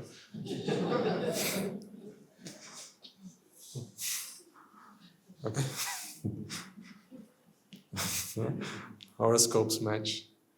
Comes from a good family, notwithstanding what happened. Comes from a good family. Has enough to look after your girl. He has enough to feed her and give her a good future and all that. But of course, I can't, for full disclosure, I have to let you know that a couple of years ago, he was in prison for an offense which involved a girl. So it was some stranger, he bumped into her and then did something, but not like serious crime. But for that, he was sent for 2 years of prison. But now he's out of prison. Right? So now the law has determined that he's no harm to society. That's why he's been released. So, fathers of daughters, dear fathers of daughters, this young man wishes to marry your daughter. Are you ready for the next question? So you are Dharmishta Rajagiriyans, right? You don't discriminate, right? You apply the Dhamma, right?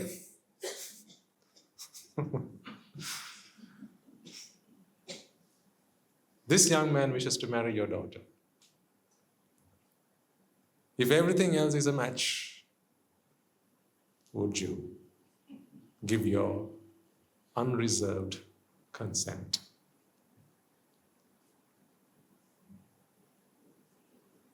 Why is the room all so silent all of a sudden?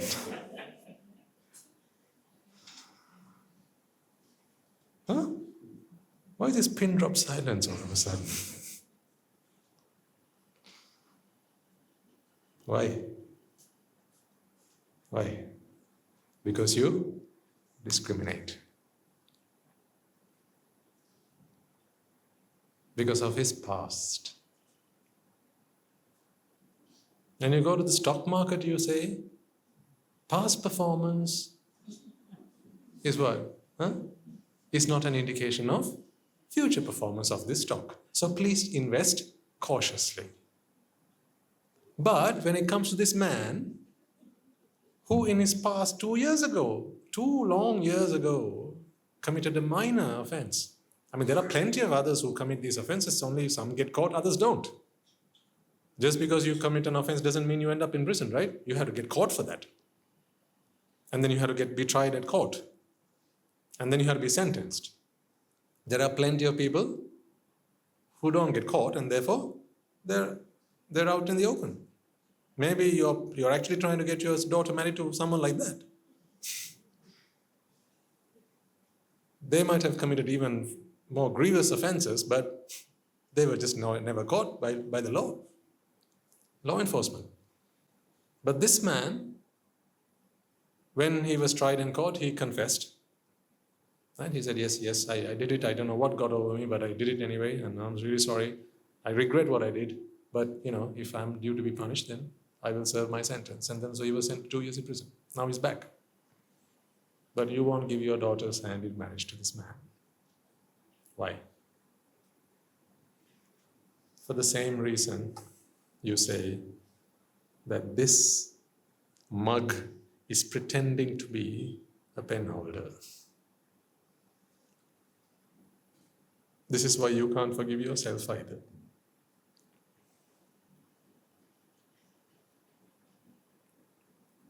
This is a symptom of jati. If the answer to my previous question, can you give your daughter's hand in marriage, is no, then that is evidence to you that jati is working inside of you. Simple.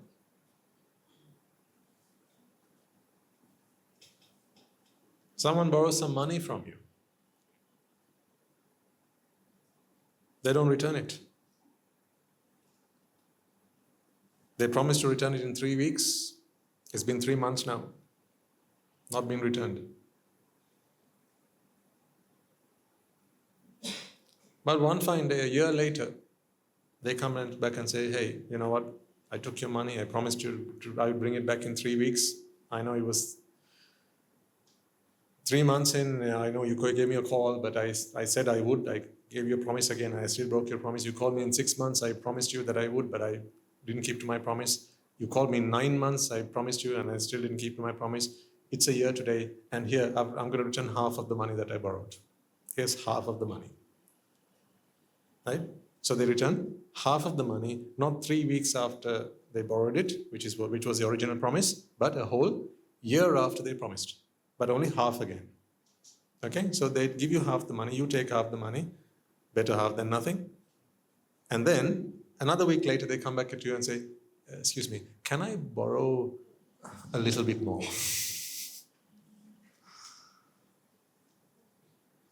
May I borrow just a little bit more? I need something just to carry me across for another 3 weeks, not more than just 3 weeks.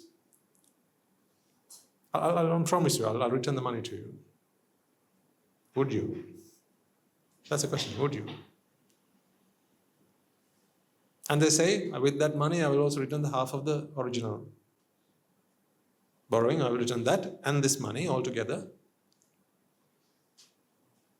Here's one thing that you will think. The moment this man comes to borrow this money, okay, so last week he returned half my money because he was going to come and ask for more this week. So you work all that math in your head. So you think he was just trying to impress you, just trying to make it look like he is a nice guy, so that you would, when he comes and asks you again, actually go out and give him some money. So you don't think that was genuine, right? It was not genuine, it was just an act. See, all these things you cook up in your own mind. Do you ask that individual? So last week when you returned that money, that was just an act, wasn't it? You don't ask that. You assume that. But 9.999 times out of 10, ladies and gentlemen, you being the exception, of course. Would you lend that money to that person? No. But now he wants to be better. He wants to become the better man. He understands that he was wrong to have done that. And he promises you, I promise you, I will come every week. I will give you a call, and I will remind you when I'm going to give you the money. And I will not run away. I will not miss your calls. I'll be very obedient. I'll be very diligent with my dues and all that. But you just can't make your mind up now to give that money again. Why? Discrimination.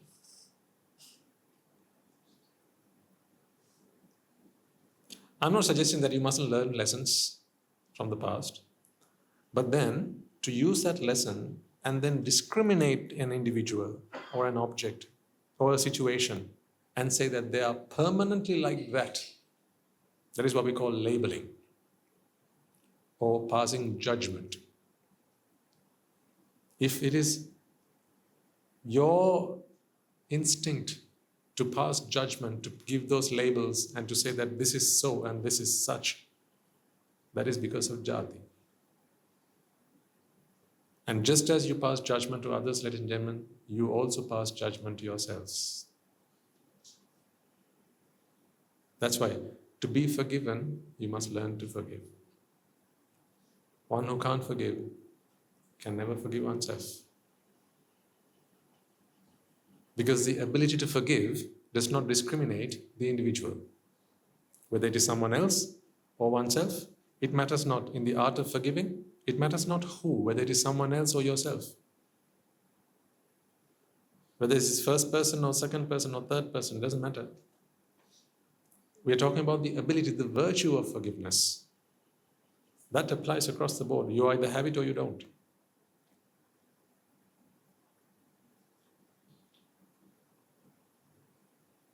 Think about this. Think long and hard about the way you behave, your conduct. It's not about who you are right now with me. It's about who you are when I'm not there. When your teacher's not there. When you're not in this community. That's what really matters. Because whether you're here or you're there, you're still adding stuff into your karmic strands.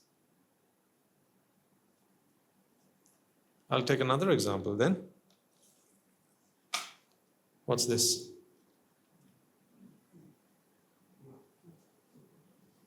This is a ruler. This is a ruler, right? Yeah? Sure? Why are you all so silent? When I ask you a question, you can speak up. And if you have to give silent answers, I'll let you know. What is this? A what? What again? And now it became a back scratcher. But I thought this was a ruler. Why did you just call it a back scratcher? Because Swami Nuanse used the ruler as a back scratcher, right? I see. So you're never going to let this become a back scratcher, are you? This will always be a ruler. This will forever and always be a ruler, but can also be used as a back scratcher.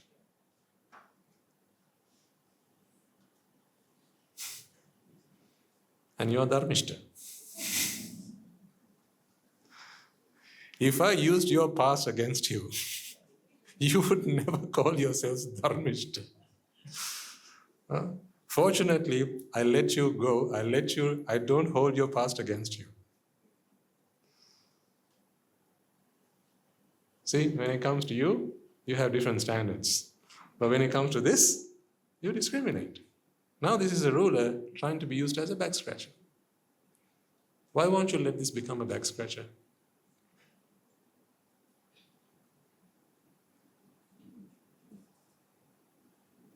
Think. Really seriously think about this little bit. This is because of jati.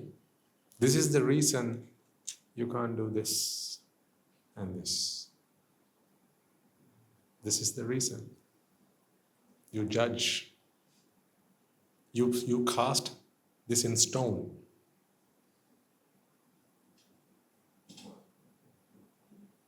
You hold grudges. Although you said, no, we don't hold grudges. No. We are virtuous. Of course you hold grudges. It's not you who holds the grudge. It's jati that does that. That's why freedom from jati is true freedom. Freedom from anything else, but you still have jati, there is no freedom at all. What's this then?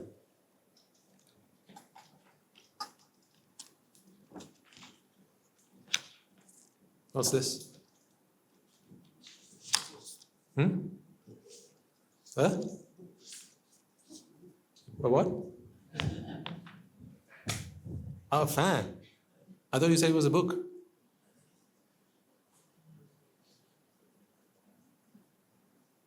I thought you said it was a book. It's a fan, is it? You are a book used as a fan. So this can never become a fan then, can it? See, as a book, it fetches very little value. But assume that we could make a fan out of... No, not make a fan out of it. The king wants a fan. Right? The king of the land wants a fan and he's happy to pay for this in gold. So he says, can I have a fan please? And you say, no, I only have a book. But for a fan, he's prepared to give you a lot of money, a lot of gold, but not for a book. Because he doesn't read or write. You're going to deprive this object, its right, its privilege to become a fan, right? Because this is a book. If I put my name on this and put it like this, now what is it? It's a name tent.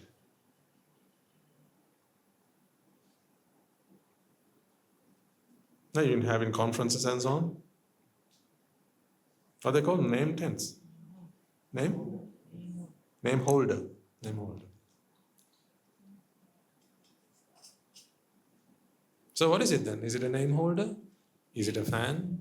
Is it a book? It's a book used as a fan or a book used as a name holder. That's what it is, right?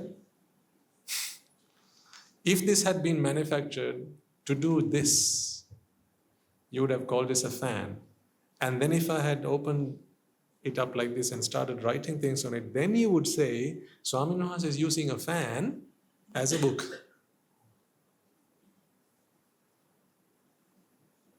Therefore, you have already labeled everything in this world as good. To you, sanya is not mere sanya. The Buddha says that sanya is like a mirage. Treat sanya as a mirage. That is the metaphor that he gives, or the simile that he gives. Sanya is merely a mirage. It is not the presence of water. It is merely the perception of it. It's not the presence of water, just the perception of water. But when we give things names, we actually tell ourselves that that is that very object, and we entify it. This happens because of jati. That's why in our world we have objects and they are fixed in their ways. These are objects, we have given it a name, we have given it a specific purpose, that we have actually specified things. That's what we've done. We've specified. This is specified as a book.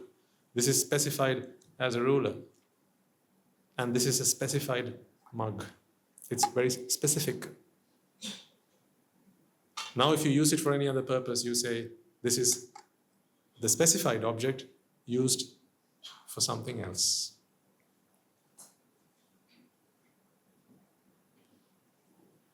And that is why when someone spits on your face, it's difficult to wipe it with your left hand and extend your right. It's difficult because when this individual comes to shake hands with you now, you have already labeled this person as the person who spat on your face. This is that person, is what you think. This is that person. And that is this person. Meaning, you connect things in time. So your world is now temporal, not akaliko. Kaliko.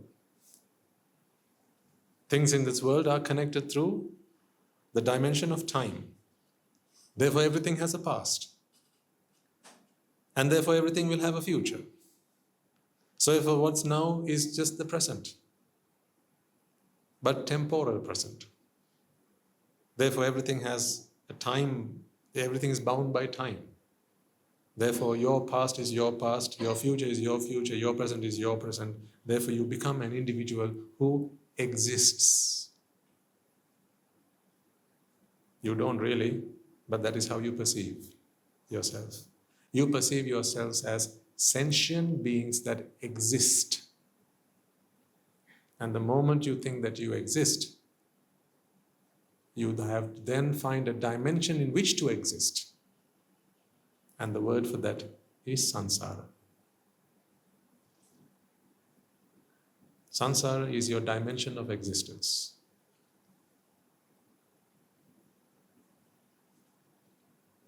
That's why you're still in samsara.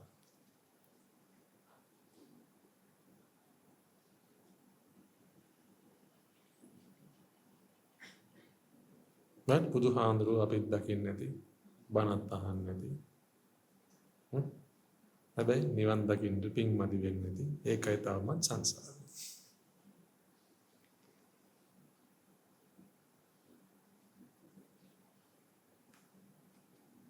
You're still in samsara because you discriminate. You're still in samsara because you call this a pen holder or a mug used as a pen holder. What is the truth then? If that is the falsehood, if that is the lie, if that is the non-truth, then what is the truth? Let's look at the truth.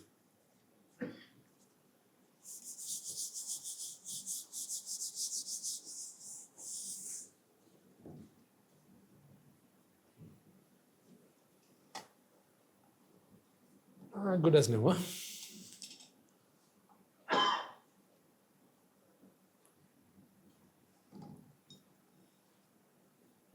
What is the truth? Let's see if we can wrap our heads around the truth. Ready? Okay. Do you understand the problem now? And do you understand why it matters? Why the problem matters to you? This is not a scholarly task. This is not just to make scholars out of you. This is Dhamma for life. You have a problem. You can't forgive yourselves. You can't let go of your past. And you can't let others move on either. You keep punishing people for yesterday's mistakes. Someone cheats on you, when do you smile back at them? Again. If you found out that your spouse or your lover, your loved one has cheated on you, when do you smile at them again? After how many years? Sometimes maybe never again. Why? Can't move on.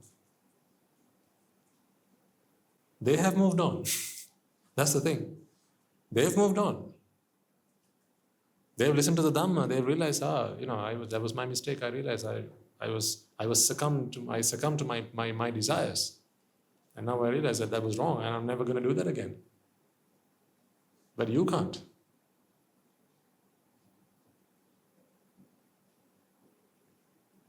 That's why all these relationships are so fragile. Honestly, your relationships are very fragile, ladies and gentlemen. As much as you like to think that we have a very strong link, very strong bond, right, whether that is between your husbands and wives, or children and parents, or siblings, best friends, right, you think your relationships are so strong. Really? How can they be? How could they be? When in any relationship, if any relationship is self-centered, that relationship cannot be a strong relationship because it rusts every day. It's like a chain that has begun to rust. It is very fragile. The moment yourself is hurt, right, that is the day that that chain, that bond starts to break. And once a few cracks start to appear, soon enough, those cracks will lead on to become bigger cracks, and then one day, those chains will be destroyed. They're very brittle.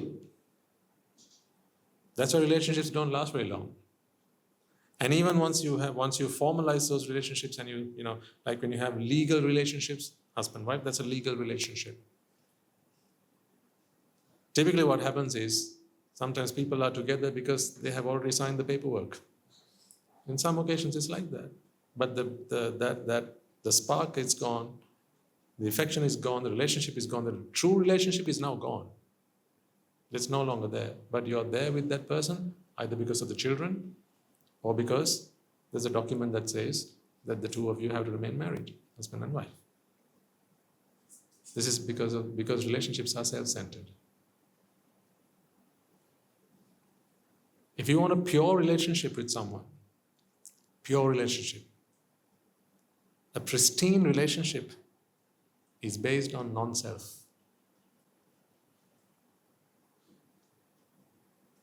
That's why some of the best relationships are between two arahants. These are the world's best relationships. The world's purest relationships, sublime, noble, between an arahant and another. How self-centered is this relationship? What is the degree of self-centeredness in this relationship? As a percentage? 0. Are they ever hurt because of them? Are they ever hurt because of them? No. So if you really want a strong, good, noble relationship, your effort has to be to try and work on yourself. I often hear people saying, when they're friends or colleagues, I'm going to work hard for you. And the other guy says, yeah, good, I'm going to work hard for you. I think there's something better that you can do than that. Work hard on yourself for the other person. Improve yourself. If you're the husband here, she's the wife. Improve yourself for her. Improve yourself for him. Don't try to improve him. Or don't try to improve her. That's what people typically tend to do. Those are all self-centered motives. Self-centered. Therefore, it always hurts. Usually there's a lot of friction, conflict. But if you can try and work on yourself, and this individual works on themselves, now you're both working on yourselves. When you start working on yourselves, ladies and gentlemen, this relationship, what you're really doing is removing the rust, de-rusting that connection, that link. And you end up with a really strong, noble relationship. How much trust do you think there is between these two individuals? If they're both arahants? Degree of trust as a percentage? 100%. How much trust do you have in your relationship? Don't answer that. But you know that the truth is not this. You know that the truth is, it is not 100%. I can't blame you for that. I can't fault you for that. There cannot be a wife who is actually a wife who 100% trusts her husband. Then you're not a wife. Then you're an arahant. And there cannot be a husband in this room or any other room for that matter who trusts his wife 100%. There cannot be. Because if there was, then that is not a husband. He's an arahant.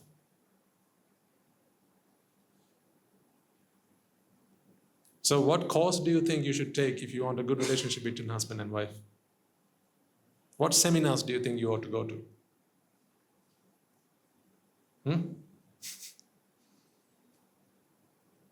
Family counseling? Which books do you think you ought to read? Men are from Mars and women are from Venus.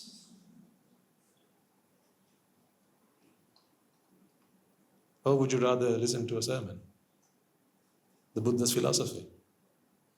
Because the Buddha's philosophy doesn't talk about how you can work on this individual or how this individual can work on this individual. He talks about how you become free from yourself. And how does this individual become free from themselves? So if you're both in the Dhamma, then this link does not start rusting from either end. And you end with a very pure, noble relationship where you have 100% trust.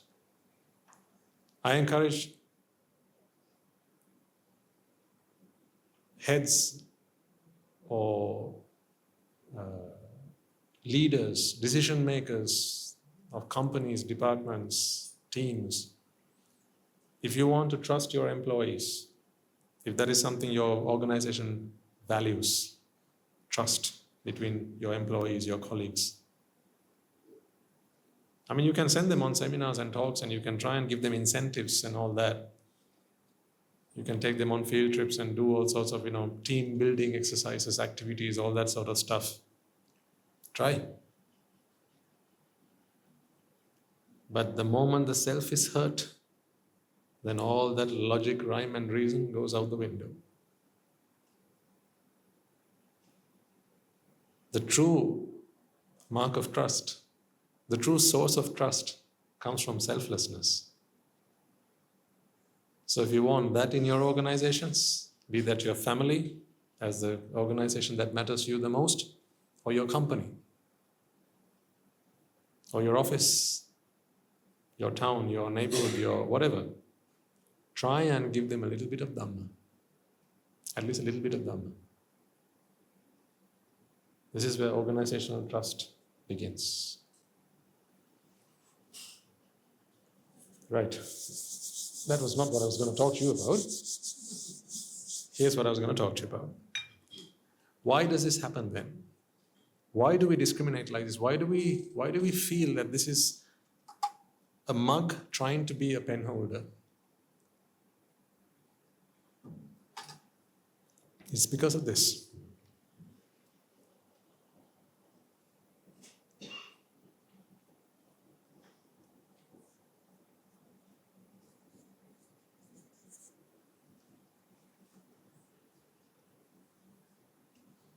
What is this? Let's go back to the beginning. A mug. This is a mug. This is as important as this. You might think this is just an article, a bit of grammar. No, there's a reason why we call it a mug.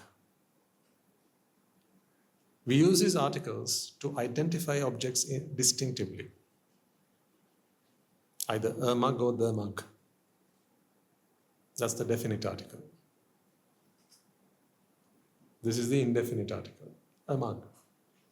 But when you call this a mug, here's something else you say when you call it a mug. It's nothing else. Think about it.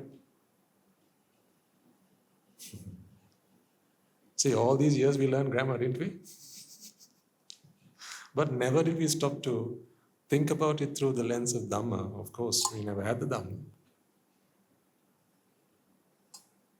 When you call it a mug, right? When you think of this as a mug, what else comes with the package?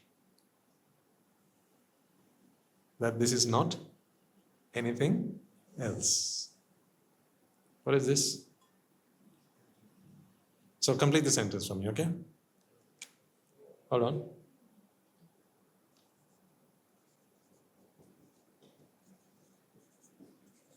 Isn't this what it is? When you say this is a mug, it's not just that you say, right? This is a mug and nothing else. Only we hide this part. We don't say this out loud, do we? But is that not part of this expression, a mug? This is a mug and nothing else. What about this? Sorry, go on. What is this? A pen and nothing else.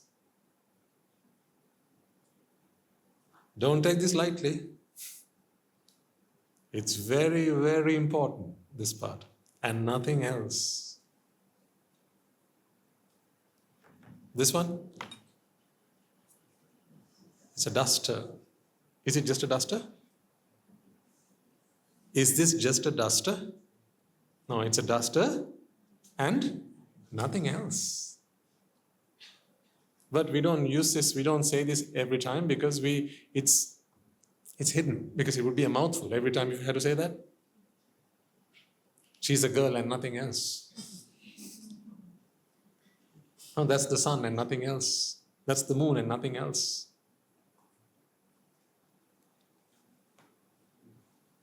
She's my daughter and nothing else. So if you had to say this every time you spoke of something, right, then there would be, these are nouns. Anytime you identify a noun, an object, using a noun, you're also suggesting that it is not any other noun. Do you agree with me on that, folks? Excellent. Do you understand so far what I've tried to get across to you? That when you call something by a name, you're also suggesting that it is nothing else? Okay. That's pretty dangerous that we do that. Although it seems so harmless that we call something this and nothing else, it's actually a very dangerous thing to do. Because here's what happens.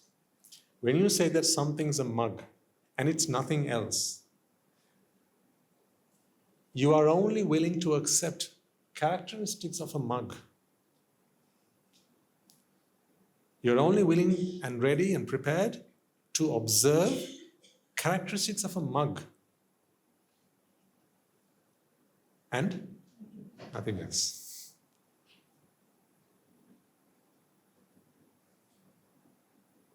Are you with me? I need your attention here and your merits.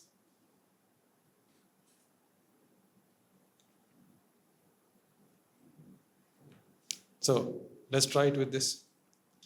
Let's take one characteristic of this object. Can drink water. Can drink water. Assume that is the only characteristic that this has. Right. So then tell me what you know about this object. We can use it to drink water and nothing else.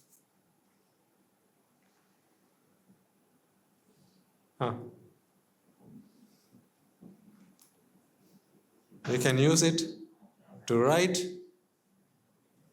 and Nothing else.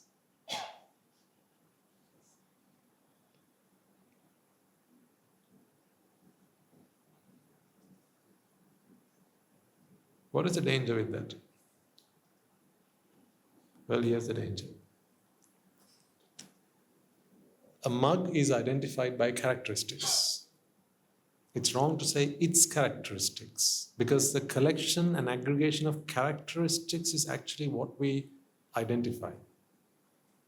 It's not that a mug can be used to drink water. It is merely that when you use an object to drink water out of, you call that object a mug. So it is the characteristics that earned this object the name, and it's not the name that earned the characteristics. Sorry? Make sense? It's the characteristics that earned this object the name, a mug. Okay? Not the other way around. Which do you think came first? The characteristic or the name? Are you sure? Think and answer. I'll give you enough time. If you need, I'll give you more time. You can answer next Sunday if you want. Which came first? The ability to drink water with or the mug? Which came first? The ability to drink water with. The characteristic came first, and then we came to a convention. Conventionally, we came to a consensus. We said, hey, why don't we all just give it a name and not just have to keep calling it that with which you can drink water. That with which you can drink water. That with which you can drink water. That was too laborious. So what we do, we decided on a name for it. So which came first? Characteristic. Always. The characteristic comes first. Meaning, that's all there is.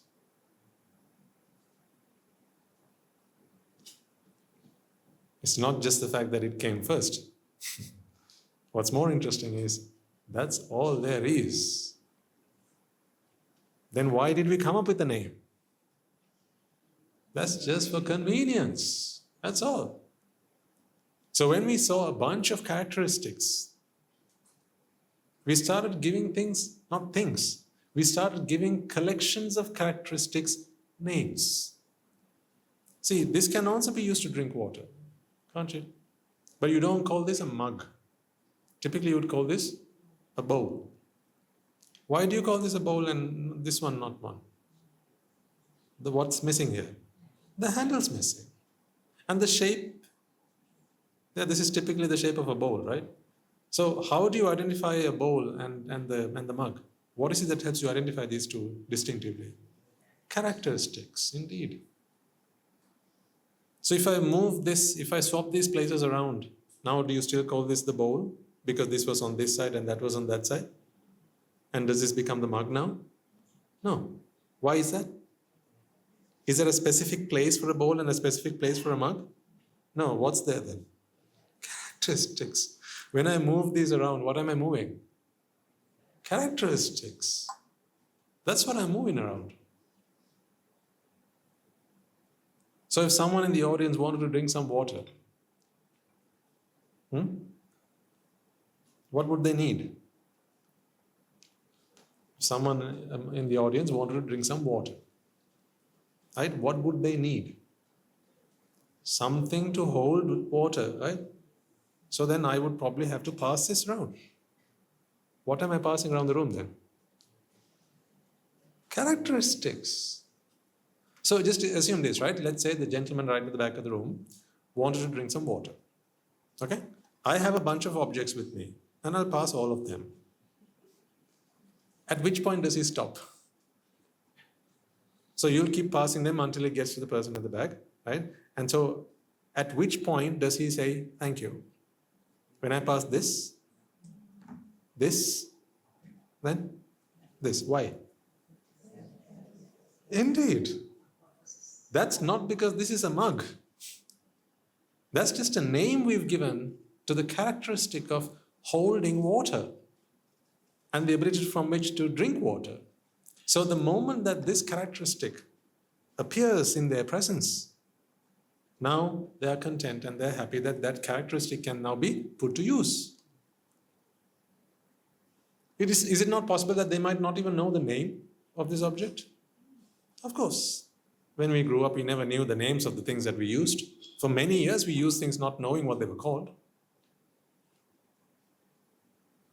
So the name is just a very secondary attribute.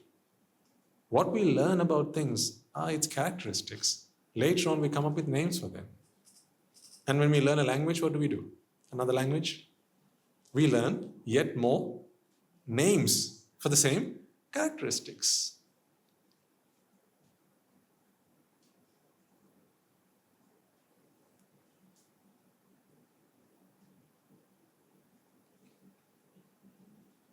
But what's the problem here then? This is just characteristics. Now the really interesting thing about characteristics, ladies and gentlemen, is characteristics are manifested by aggregation of energy. And here's the really juicy part.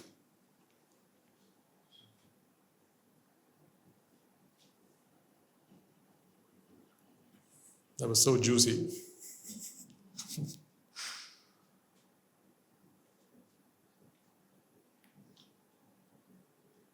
The truth is that this is not really a mug. This is just energy. This is energy. You are. The sun is. The moon is. Energy. This is energy. That's why if you set this on fire, this will burn till the end. How? Consuming energy.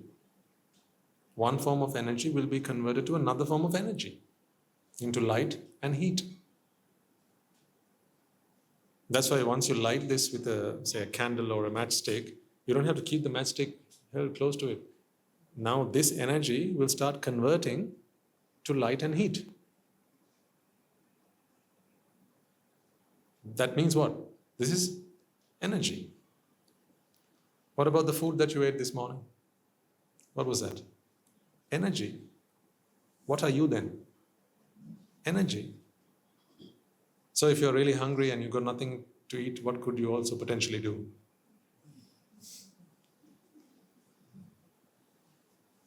I mean, if you needed some energy, right? And there was no food available, what could you potentially also do? Huh? You could eat yourself. Because what are you? Energy. But why is it pointless to do that? Because what are you consuming that energy for? To contain this energy in physical form, right? So there's no point in converting that physical energy to chemical energy and then back to physical energy, because some of that energy will be lost in the process. So if you kept on eating yourself, eventually you'll just become heat and dissipate into the universe.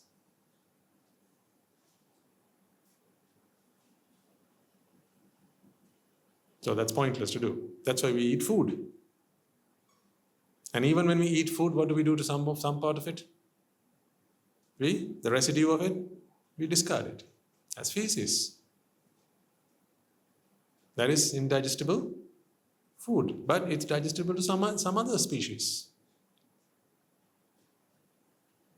There will be some other living creatures that would eat that, and that would be their food because they can still consume energy from that substance. But our digestive systems are not capable of taking energy from that residue. That's just the way we are. So do you see then everything here is energy? The roof above your head is what? Energy. The floor beneath your feet, that's still energy. So the whole universe is then what, ladies and gentlemen? Just energy. Right?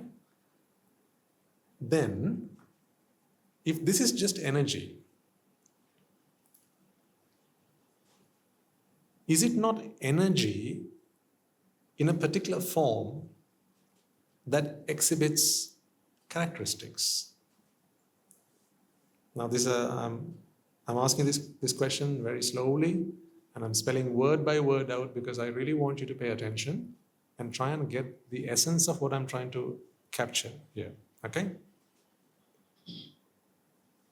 Is it a mug or is it just energy? What is this?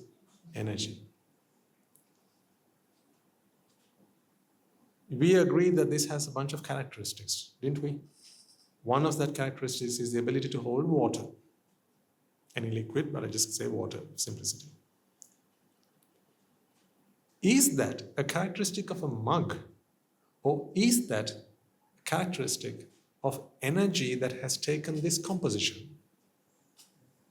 First or the second? It's the second. See, here's the thing.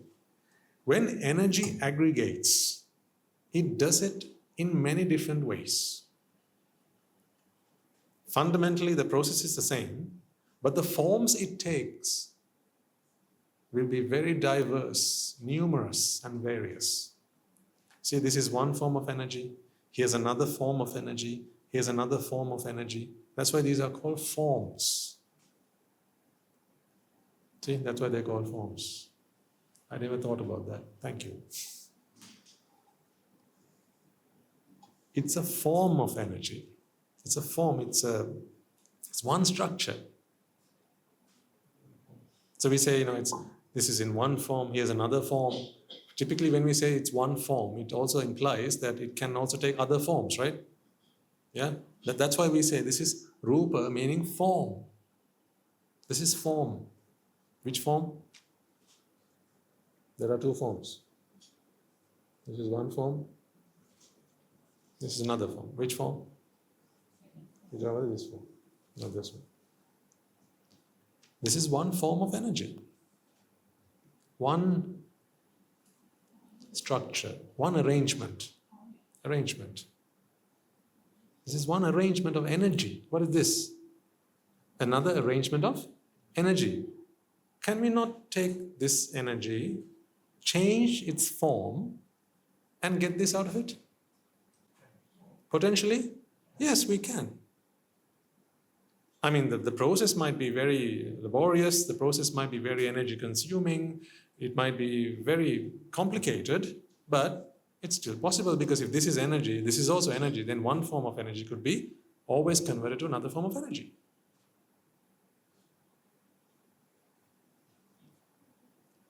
So then, what is this? What is the difference between these two things? The different forms, yes. That is what is different between these two things. Just the form. Constitutionally, the same. They're both energy. Only different forms. Then, tell me, is it not this formation of energy that now exhibits the characteristic of holding water? Is it not this particular formation of energy that exhibits the containment of water? Is it not this formation of energy that exhibits the characteristic of being able to write? Isn't that a characteristic of this particular formation of energy? Or is that a characteristic of the pen? Which one is it? Energy, ladies and gentlemen, energy.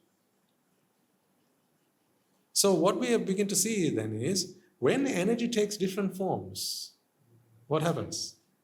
They exhibit different characteristics. That's it. Give yourselves a pat on the back. That's what happens.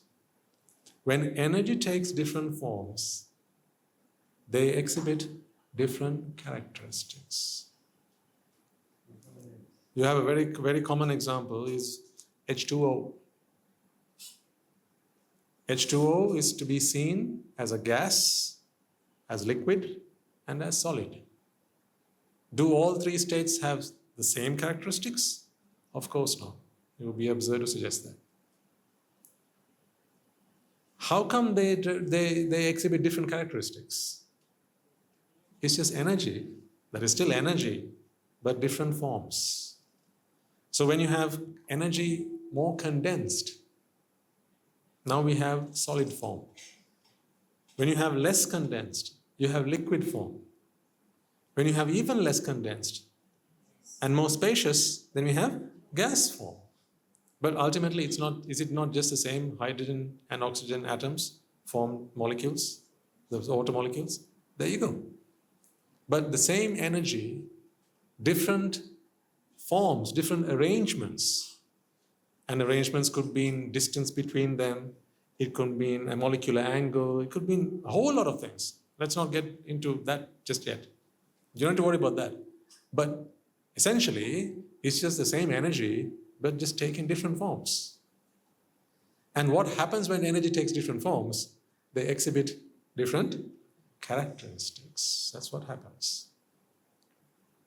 See, look at all the different characteristics that the food that you cooked at home has taken on today.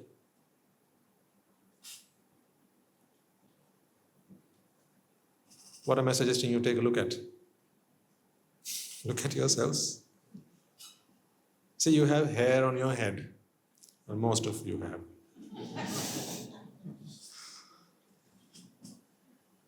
Isn't that energy that you took when you had your meal? Assume 3 days ago. And then you have nails. Isn't that energy that you took from your meal? There's skin. Isn't that energy that you took from your meal? You have muscle. You have bone. You have nerves. You have blood. You have various other tissues.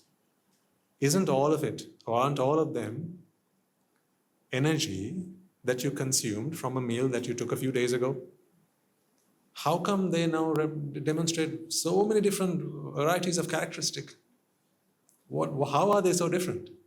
Different forms, ladies and gentlemen, different forms. You eat the same stuff. When you serve it to your plate, it is just 1 or 2 or 3 different forms. But once it's inside of you, your digestive systems now changes it into a myriad of different forms. That's why these digestion machine, these systems are very sophisticated. Your biology is very sophisticated. So sophisticated that it can take some basic forms, carbons, hydrogens, oxygens, nitrogens, carbohydrates, proteins, vitamins, minerals, just a few bunch of things, and convert it and transform it to a multitude, numerous forms, and they end up as hair, as nails, as skin, as blood, as bones, as nerves. Just look at what a marvel you are. So much is only possible because you can take a little and give it different arrangements. Just like the periodic table. Fundamentally, you have only so many different elements on the periodic table. But out of those elements, how many molecules must be there out there in the world? And almost an infinite number of molecules, right? But only, I can't remember how many elements are there in the periodic table anymore. Can someone remind me? Anyone? 108 stable ones. Okay. So 108 stable elements in the periodic table. How many molecules? About the same? Hundreds, thousands, millions, maybe billions of different types of molecule. How are so many different molecules possible? Different arrangements of the same elements. In the same way, the same is true about everything you see around you, ladies and gentlemen. This is only this, because there's energy in this form that exhibits this characteristic. If you could melt this, if you could heat it up enough, this will no longer contain this structure. There is a melting point. For any object, there's a melting point. Give it enough energy, and this will lose this characteristic. How will it use this characteristic? What's going to change when you start heating this and heat it up to its melting point? What's going to change? Arrangement, indeed. This structure is going to change. This form is going to change. When the form changes, what changes? Characteristics change. Then, is it the mug that has the characteristic? Or is it just energy in this form that exhibits the characteristic of holding water? First one or the second one? The second one. What is the difference between these two objects then? Form. That's it. And these two? Form. See, one can be used to write, the other can be used to do the exact opposite of it. The exact opposite of it. Can you believe it? One form of energy can undo what is done by another form of energy. The same energy. Simply because each form exhibits a different characteristic. The mistake that we make is we take objects for granted. We think that this is a pen, and a pen is a pen, is a pen, is a pen. And then we try and define the pen. So we first identify this as a pen, and then we try to list out its various characteristics. It can be used to write, it can be used to hold in this way, you can put it down, it can roll, it has a clip which you can take off and put back on. See, we think that these are characteristics of a pen. It's not. See, we think that it's a pen and nothing else. But the thing is this is not a pen and nothing else. This is just energy in this arrangement. Therefore, here's what happens next.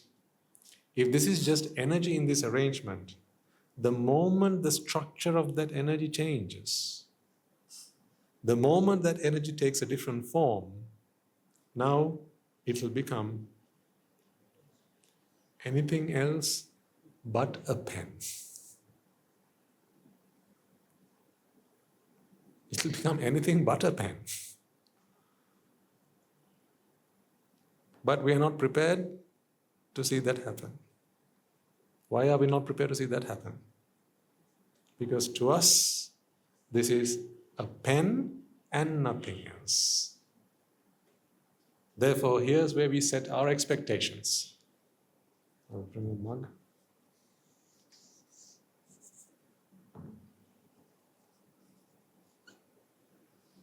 When we think of this as a pen and nothing else, now we have a whole list of expectations. Like it has to write. Have you never found yourself where you try to write with the pen and it doesn't write? And then you go, and then you try and write again, and then you go, what, like that's going to make it right all of a sudden or something? What's with the sound effects? That is an exhibition of your frustration, isn't it? Yeah, why, where is that frustration coming from? Here's the answer. Here's the answer. Where is the frustration coming from? The frustration is coming from the fact that you expect this to be a pen and nothing else. Therefore, a pen must always be able to do what? Write. But this is not a pen. This is just energy aggregated in a certain form. So whenever energy changes, whenever there are causes for that composition of energy to change, that arrangement of energy to change, that form to change, then immediately, not after, not soon after, not soon before, right then and there, characteristics change. Because this is not a pen to be able to write forever. Yeah, I mean, if this were a pen, it would forever write. Of course it would. If this were a pen, it would forever write. But this is not a pen. It is merely energy in this form.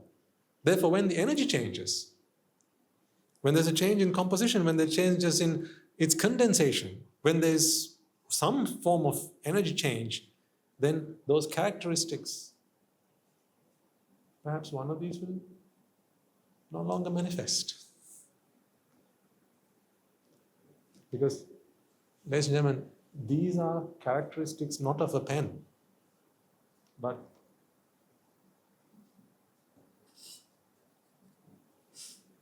of forms of energy, not of a pen. Therefore, when this energy form changes, these characteristics, they change in response. But what do we think it is? A pen. And what's worse than that? And nothing else. Therefore, what you would expect of a pen, you'd always expect of this object. But unbeknown to you, little do you know that this is no pen at all. This is just forms of energy. So when energy composition changes, immediately, no sooner than that, no before, no sooner, characteristics change as a result. Actually, characteristics don't change. The current composition of energy demonstrates or exhibits or manifests whatever characteristic at that time. Because the concept of change does not really apply in Hetupala, I mean in cause and effect theory. But even if you put that to a side, the moment the form of energy changes, then the characteristic changes. How do you control the energy in this? Who controls the energy in this? What are the characteristics of energy? What are the characteristics of energy? You know it. Anicca, dukkha, anatta.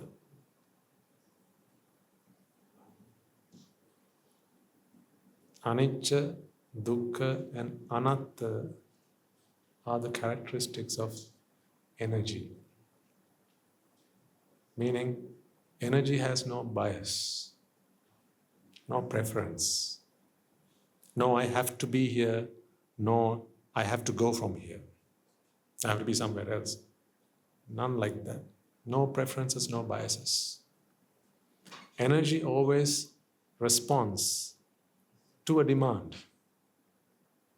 Where there's a void, that's where energy will aggregate.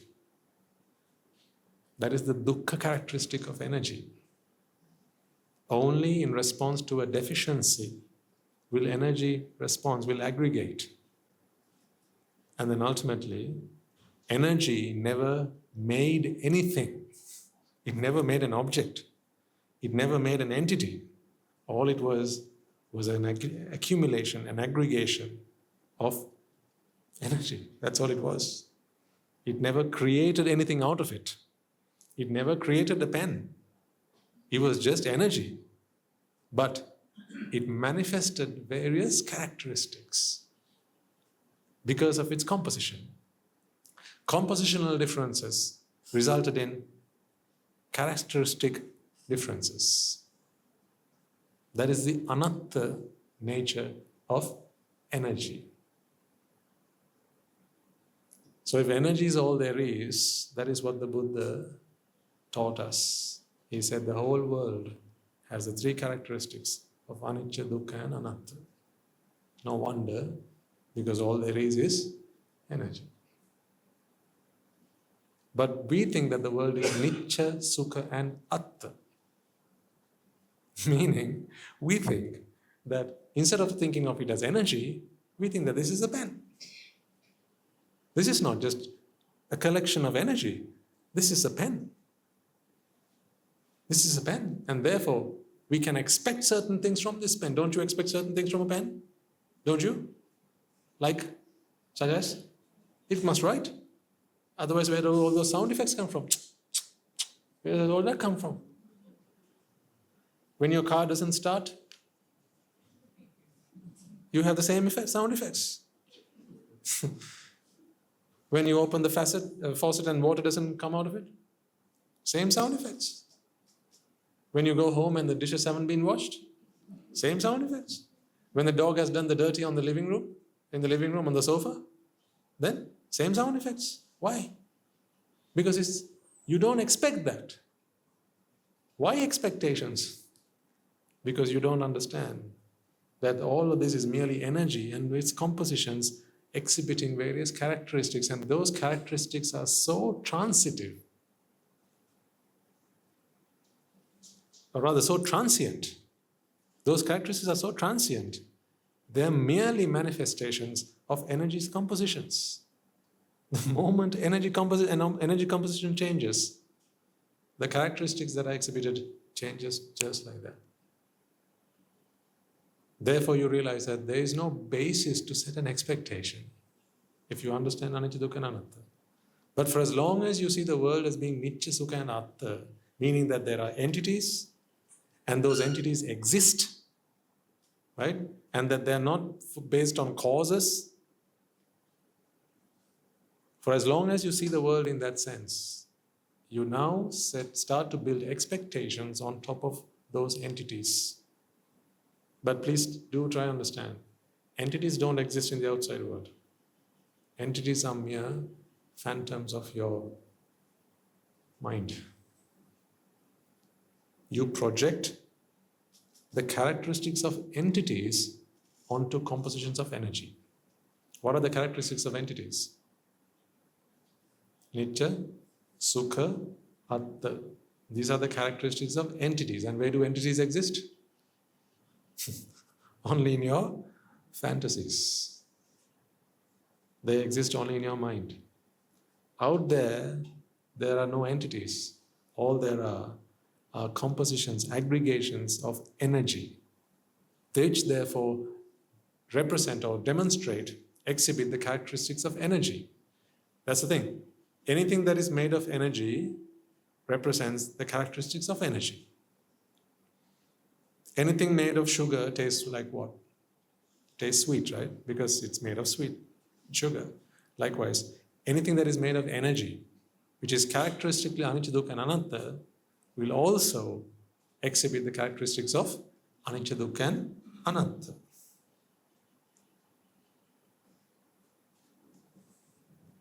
That made a lot of sense to me. Thank you.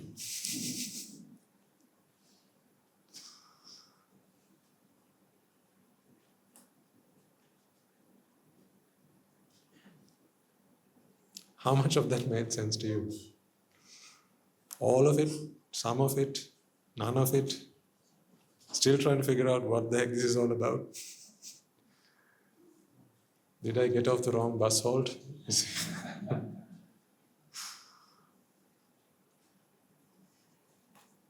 I admit this is a little profound. Maybe not a little, maybe quite a bit. But, here's the deal, right? I'll say this and we'll close for the day. Just this morning, as we were driving in to Rajagiriya, I was talking with Sudasihandru. And I shared with him a miracle that I have seen in this asana. This is a miracle to me. See, I explained to him. I said, Ape Handrune, when a pruthagjan does a meritorious deed, it earns them some amount of merit. A pruthagjana, meaning someone who has no understanding of the Dhamma. It earns them some amount of merit. When a sotapanna individual does the same merit, it earns them, or the same activity, the same task, it earns them lots more merit. And you could keep going up like that. So when the Sakradagami individual or the Anagami individual does the same task, it earns them lots more merit, up to the point where you are just about to become an Arahant. Not an Arahant, because an Arahant earns how much? They earn 0 merit. They don't earn merits. They do good deeds, but they don't earn merits out of it. No ping is produced out of that. But just a moment before an Arahant, You do the same amount of the same task, the same activity, and you earn tremendous amounts of merits. Sometimes it might just be offering a flower, maybe offering a gilampasa, maybe laying down the pavada, maybe holding a muthukuda. Whatever the deed might be. See, because it all depends on your level of understanding of the truth. Because the higher up you go the noble ladder, the less self you sense and feel. And therefore, the less self-centered that task is. The more self-centered the task is, remember we talked about Dhana and Dheema at the beginning? Yeah? So to truly be a Dhane, you have to have seen the Dhamma. Without having seen the Dhamma, all you do is Dheema, no Dhana. Right? So the further you go up this noble ladder, you understand what I mean by a noble ladder, the various stages of enlightenment, the more merit you earn out of it. Then I said, think about the Bodhisattva of the Supreme Buddha, the Supreme Buddha Bodhisattva. See, the difference between him and us is we have the privilege and the good fortune to listen to a teaching from a teacher, the truth, the philosophy from a teacher, and leverage that understanding to amplify the merit power of whatever meritorious deed we do. Agreed? As an example, let's say today you come and do this floral decoration. Okay? So this is your first day and you help out to do that. You come back the following week after having listened to the first week's sermon, having understood something about the Dhamma. The second time you come back, you do it with more joy, with more purpose, with more understanding. You do the same task, perhaps the same 15 minutes as you did the previous day, but you earn more merits out of it. Now fast forward a few weeks, let's just say one fine day you actually click, you understand the Dhamma, and you become a Sotapanna. From that day on, you can now begin to leverage that understanding. And therefore the same task you do keeps on magnifying, amplifying, because you leverage your understanding to a point where you can now do the same task but earn so much more merits than you previously used to. This opportunity is available to us, but it never was available to the Bodhisattva. It was not available to the Bodhisattva, to the Buddha. Why not? Because he didn't go through the stages of Sotapanna, Sakratagami, Anagami, and Arahat. One moment he was a Pruthakjana. The next moment he was a supremely enlightened Buddha. So we have the privilege of earning lots and lots and lots of merits in one lifetime to help us magnify the power of our merits. But he never had that opportunity. He was purely and completely reliant and dependent on his merits, but as a Pruthakjana. Therefore, if you work out the sums, just imagine how much merit he must have had to accumulate, because there's no leveraging power. Yeah, which we have, but he didn't have. No leveraging power. You can't say, I am today a Sotapanna, therefore I can earn more merits. You can, but he couldn't. Therefore, all the merits that he needed to become a Buddha, he had to earn while still being a what? A Pruthakjana. The merits needed to become a supreme Buddha, he had to earn while remaining a Pruthakjana. How much time do you reckon that must have taken? Just work out the numbers. You know, we can try and become Arahant because it requires a certain amount of merits to become Arahant. But you don't immediately become an Arahant, right? You get the stepping ladder. You can become a Sotapan and leverage that to earn more merits. You can become a Sakratagami, leverage that to earn more merits. Then you can become an Anagami and you learn lots more merit from the same task to help you become an Arahant. But what did the poor Bodhisattva have? He was a Pruthakjana right from the start till the end. Therefore, what he couldn't make up for through wisdom, he had to make up for time, labor, patience. That is why it took him so long to become a Supreme Buddha. That's why it's unimaginable, ladies and gentlemen, the amount of sacrifice that he must have made. I sometimes feel that he must have served every sentient being in this 10,000 world systems, either directly or indirectly, one way or the other, to earn enough merits to one fine day close his eyes and the entire realization of this whole universe to come to him just like that. Merits can do that. That's a miracle. Merits can do that. And then for someone to spend all that time earning all that merit without the added advantage of going through the stages of noble attainment to become a Supreme Buddha. That's why it's eons after eons after eons after eons. That's why they are called incalculable eons. You must understand the sacrifice made by your great father, by the great master, the great teacher. The Buddha is no ordinary being, ladies and gentlemen. He is no ordinary being. He is extraordinary in every sense of the word. Incomparable. That compassion is just incomparable. When he had every opportunity to attain arahathood at the feet of a previous Buddha, but then to sacrifice that and say, this is not what I want. If I become a Rahatan Vahanse today, then that will be my end of my suffering for myself, but there are so many other sentient beings who need this. Then it is my task, oh Lord, as you did once for us, it is my task to also go through that. So may the merit that I do today help me become that Supreme Buddha. Was the resolve that he made at the feet of the Lord Dipankar. Just imagine. This is what becomes a paramita. That's why they are Bodhisattva paramita, not just any old mundane paramita. That's why I help you to identify the difference between giving, Dheema, and Dhana. Very different things, ladies and gentlemen. Therefore, if it was merit that helped him to understand the Dhamma, to see through wisdom, then it's the same thing that's going to help you as well.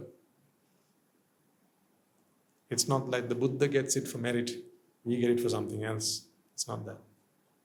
There's only one thing you can exchange for comfort with this universe. So imagine there's a shop, there's a tuck shop in the universe, where you can go and buy all sorts of comfort, whether that is mundane physical comfort or psychological mental comfort, including Nibbāna. Right? You know the only thing they accept as payment? Currency? Merit. They accept nothing else at that shop. That's why it's crucial that you use every waking moment to earn as much merit as you possibly can. If this made sense to you today, that's because of your merit. As a teacher, I can help, but I can't understand this on your behalf. I can bring examples, I can bring props, I can bring metaphors and similes, and I can do all sorts. I can do a song and a dance here. But your understanding is your understanding. That miracle happened within you, not here. Seriously, that miracle happened within you. If you understood what I've just explained to you today, you know what you did? Sitting there, listening to me, looking at all this, what you did was exchange merit for understanding. That's what you did, without even knowing that that is what you were doing. You are exchanging merit for understanding, for comprehension, for wisdom. That's not a miracle that I did. That's your miracle. That's why I always urge you, live a life, live a meritorious life. Live a wholesome life. Live a good life. Don't worry about living the good life. Live a good life. Engage in as many meritorious deeds as possible, ladies and gentlemen. Don't skip a beat. Don't miss the opportunities, because one opportunity missed will never come back again. Whether that's parents, teachers, the Buddha, the Dhamma, the Sangha. Make use of all these opportunities. If what's available right now is to help a poor man or a sick man cross the street, an old man cross the street, do it. You learn something out of it. When it comes to merits, be beggars. Trust me. When it comes to merits, literally behave like a beggar. Beggars are not choosers. When it comes to merits, literally be a beggar. Go looking for merits.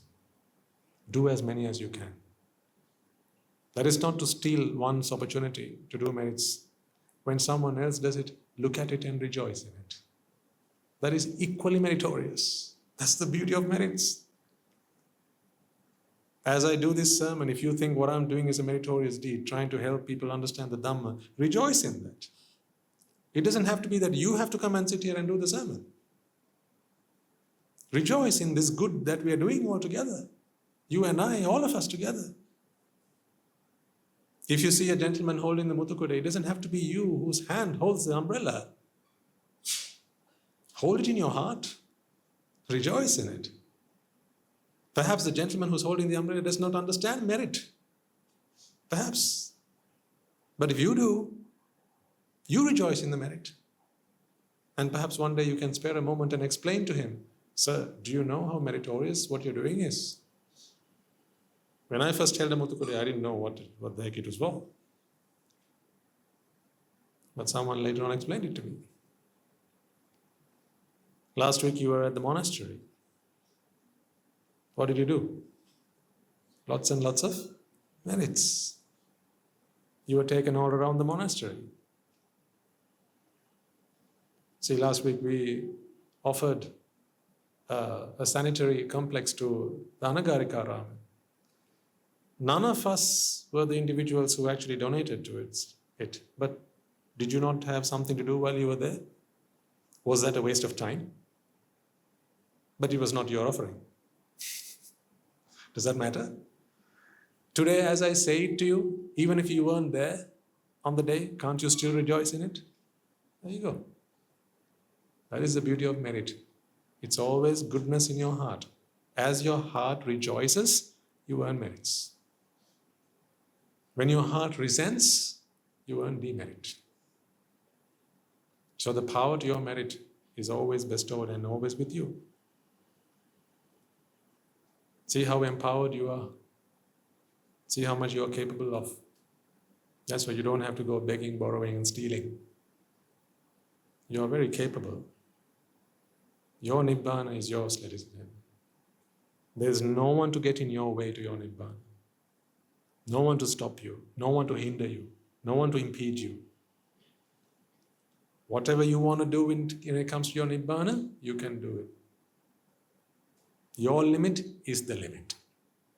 So if you have no limit, there is no limit.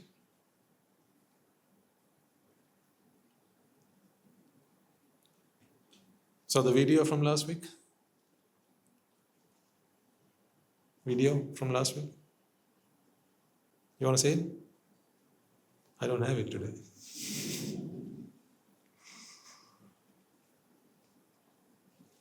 I'll get it in for next week. So you can earn the same merit twice. And you can share it with your friends. People who care about you, people who are vested in your interest. Tell them, see what I did last Sunday. See, I went to the monastery. Puta, see, Amma went to the monastery. Look at what she was able to do. And if they're happy for you, they want you to be happy, they want you to rejoice, and they want you to earn merits, they will also rejoice in that. And invite them. Puta, next time, why don't you come with me? Next time, why don't you come with me? We help ourselves by helping others. I mean, this community is the best example of that. I can't think of a better example than this community of how helping others is the best way to help oneself.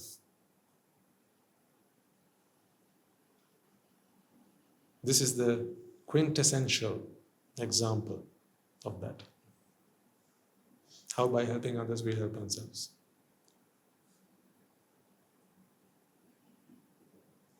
So, the extent to which you have understood today's talk is the extent to which you were actively exchanging merit for wisdom. Perhaps at one point you ran out of merit. Maybe that's when I held the mug up. Maybe it's when I put the pens in. Perhaps it was when I put the flowers in there, and then merits ran out. Nothing more to exchange for wisdom. From there on, you listen to a talk. It made logical sense. But what didn't happen was that logical sense, sight, transforming into insight. That's okay. We have next week, and the week after, and the week after, until the last week. Either my last week or your last week. Until then, fight, fight, fight. With whom? Of course, there's no other fight. Let's leave it there. Okay, let us all take a moment then, ladies and gentlemen, to transfer the merits that we have all learned today by inviting the Swami Maharaj to deliver the sermon, as well as creating a conducive environment for all to come along and practice the Dhamma, by making offerings to the Buddha, Dhamma and the Sangha, by listening to the Dhamma, preaching the Dhamma, as well as contemplating the truths and making efforts to attain the bliss of Nibbāna. First and foremost, let us transfer these merits to the bhikkhus and bhikkhunis, upasakas and upasikas, who have since time immemorial protected and preserved the sublime teachings of the Buddha and passed it down to the generations of the noble lineage in the form of the Tripitaka, which is thankfully available to us today to study, understand and comprehend the Dhamma. Let us transfer these merits to the Mahanayakas, the Anunayaka Theras of all the chapters throughout the world, as well as all the monks and nuns throughout the world who practice the Dhamma. Let us also transfer these merits to the monks and nuns resident in your local temples and nunneries, who have always been by your side through thick and thin, come rain or shine. Let us transfer these merits to my teacher, Guru Swami Nuhanse, as well as all the monks resident at the monastery and the Anagarikas and Anagarikas attached to the monastery. Let us also transfer these merits to our devotees and friends of the monastery, who, for the sake of merits to help them attain the bliss of Nibbāna, continue to sustain the Mahasangha. This includes all of you who provide the Mahasangha with shelter, alms, robes, and medicines, as well as those who pass on their know-how and continue to extend their well wishes. May they all rejoice in these merits. Let us also transfer these merits to our mothers and fathers, brothers and sisters, sons and daughters, grandparents, uncles, aunts, cousins, nephews and nieces, our friends, our acquaintances, our employers and our employees, as well as our teachers, anyone and everyone who've helped us, supported us, assisted us in any way, shape or form. May they all rejoice in these merits, and by the power of these merits, may they be healed of any physical and mental ailments and overcome any obstacles to their spiritual progress. May they abstain from the unmeritorious deeds, fulfill the meritorious deeds, fulfill the Noble Eightfold Path, and may they all attain the supreme bliss of Nibbāna. Sadhu, sadhu, sadhu. Let us also take a moment to transfer these merits to Sakadeva, as well as all the numerous gods and deities who have committed themselves to fulfill and preserve the Sambuddha Sasana. Let us transfer these merits to our guardian deities who keep a watchful eye over us and keep us out of harm's way. May they prosper in divine power and wisdom. May they abstain from the unmeritorious deeds, fulfill the meritorious deeds, fulfill the Noble Eightfold Path, and may they all attain the supreme bliss of Nibbāna. Sadhu, sadhu, sadhu. Let us also transfer these merits to our forefathers, our ancestors, loved ones who passed away in our names, reminding ourselves that in their blood, sweat and tears today we are able to enjoy the comforts of life and live in peace and harmony. Let us transfer these merits to members of the armed forces as well as the police force who sacrificed their lives to protect the peace and harmony of our nation, as well as those who lost their lives in the wars, be they friend or foe. Let us transfer these merits to those who lost their lives in natural disasters and calamities such as tsunamis and earthquakes, landslides, fires, floods, pandemics and so on, reminding ourselves that in this infinitely long journey of samsara, they will all have been mothers and fathers to us, brothers and sisters to us, friends to us, acquaintances to us. They will have gone the extra mile on our behalf, and therefore with a sense of gratitude for all that they have done on our behalf, let us take a moment to transfer these merits to them May by the power of these merits, if any of them have been born in the woeful planes, they redeem themselves and be born in the blissful plane. May by the power of these merits, they abstain from the unmeritorious deeds, fulfill the meritorious deeds, fulfill the noble eightfold path, and may they all attain the supreme bliss of Nibbāna. Sadhu, sadhu, sadhu. And finally, may by the power and blessings of all the merits we have acquired throughout the day, we be able to witness the advent of many hundreds of thousands of arahants on this blessed land. And may finally you and I and everyone who's helped make this program a success become a Rahatan Vahanse or an Arahat Theranin Vahanse in this very life itself and in the era of the Sri Sambuddha Sasana itself. Sadhu, sadhu, sadhu. May the blessings of the Noble Triple Gem be with you all. The Mahasangha will now transfer their blessings to you. Raga ginnen midatva dvesha ginnen midatva moha ginnen midatva Nibbāna parama sukhayan sukhita taravetva Nibbāna parama sukhayan sukhita taravetva Mamada siyalu loka Siyalu satvayo Nibbāna parama sukhayan sukhita taravetva Nibbāna parama sukhayan sukhita taravetva Nibbāna parama sukhayan sukhita taravetva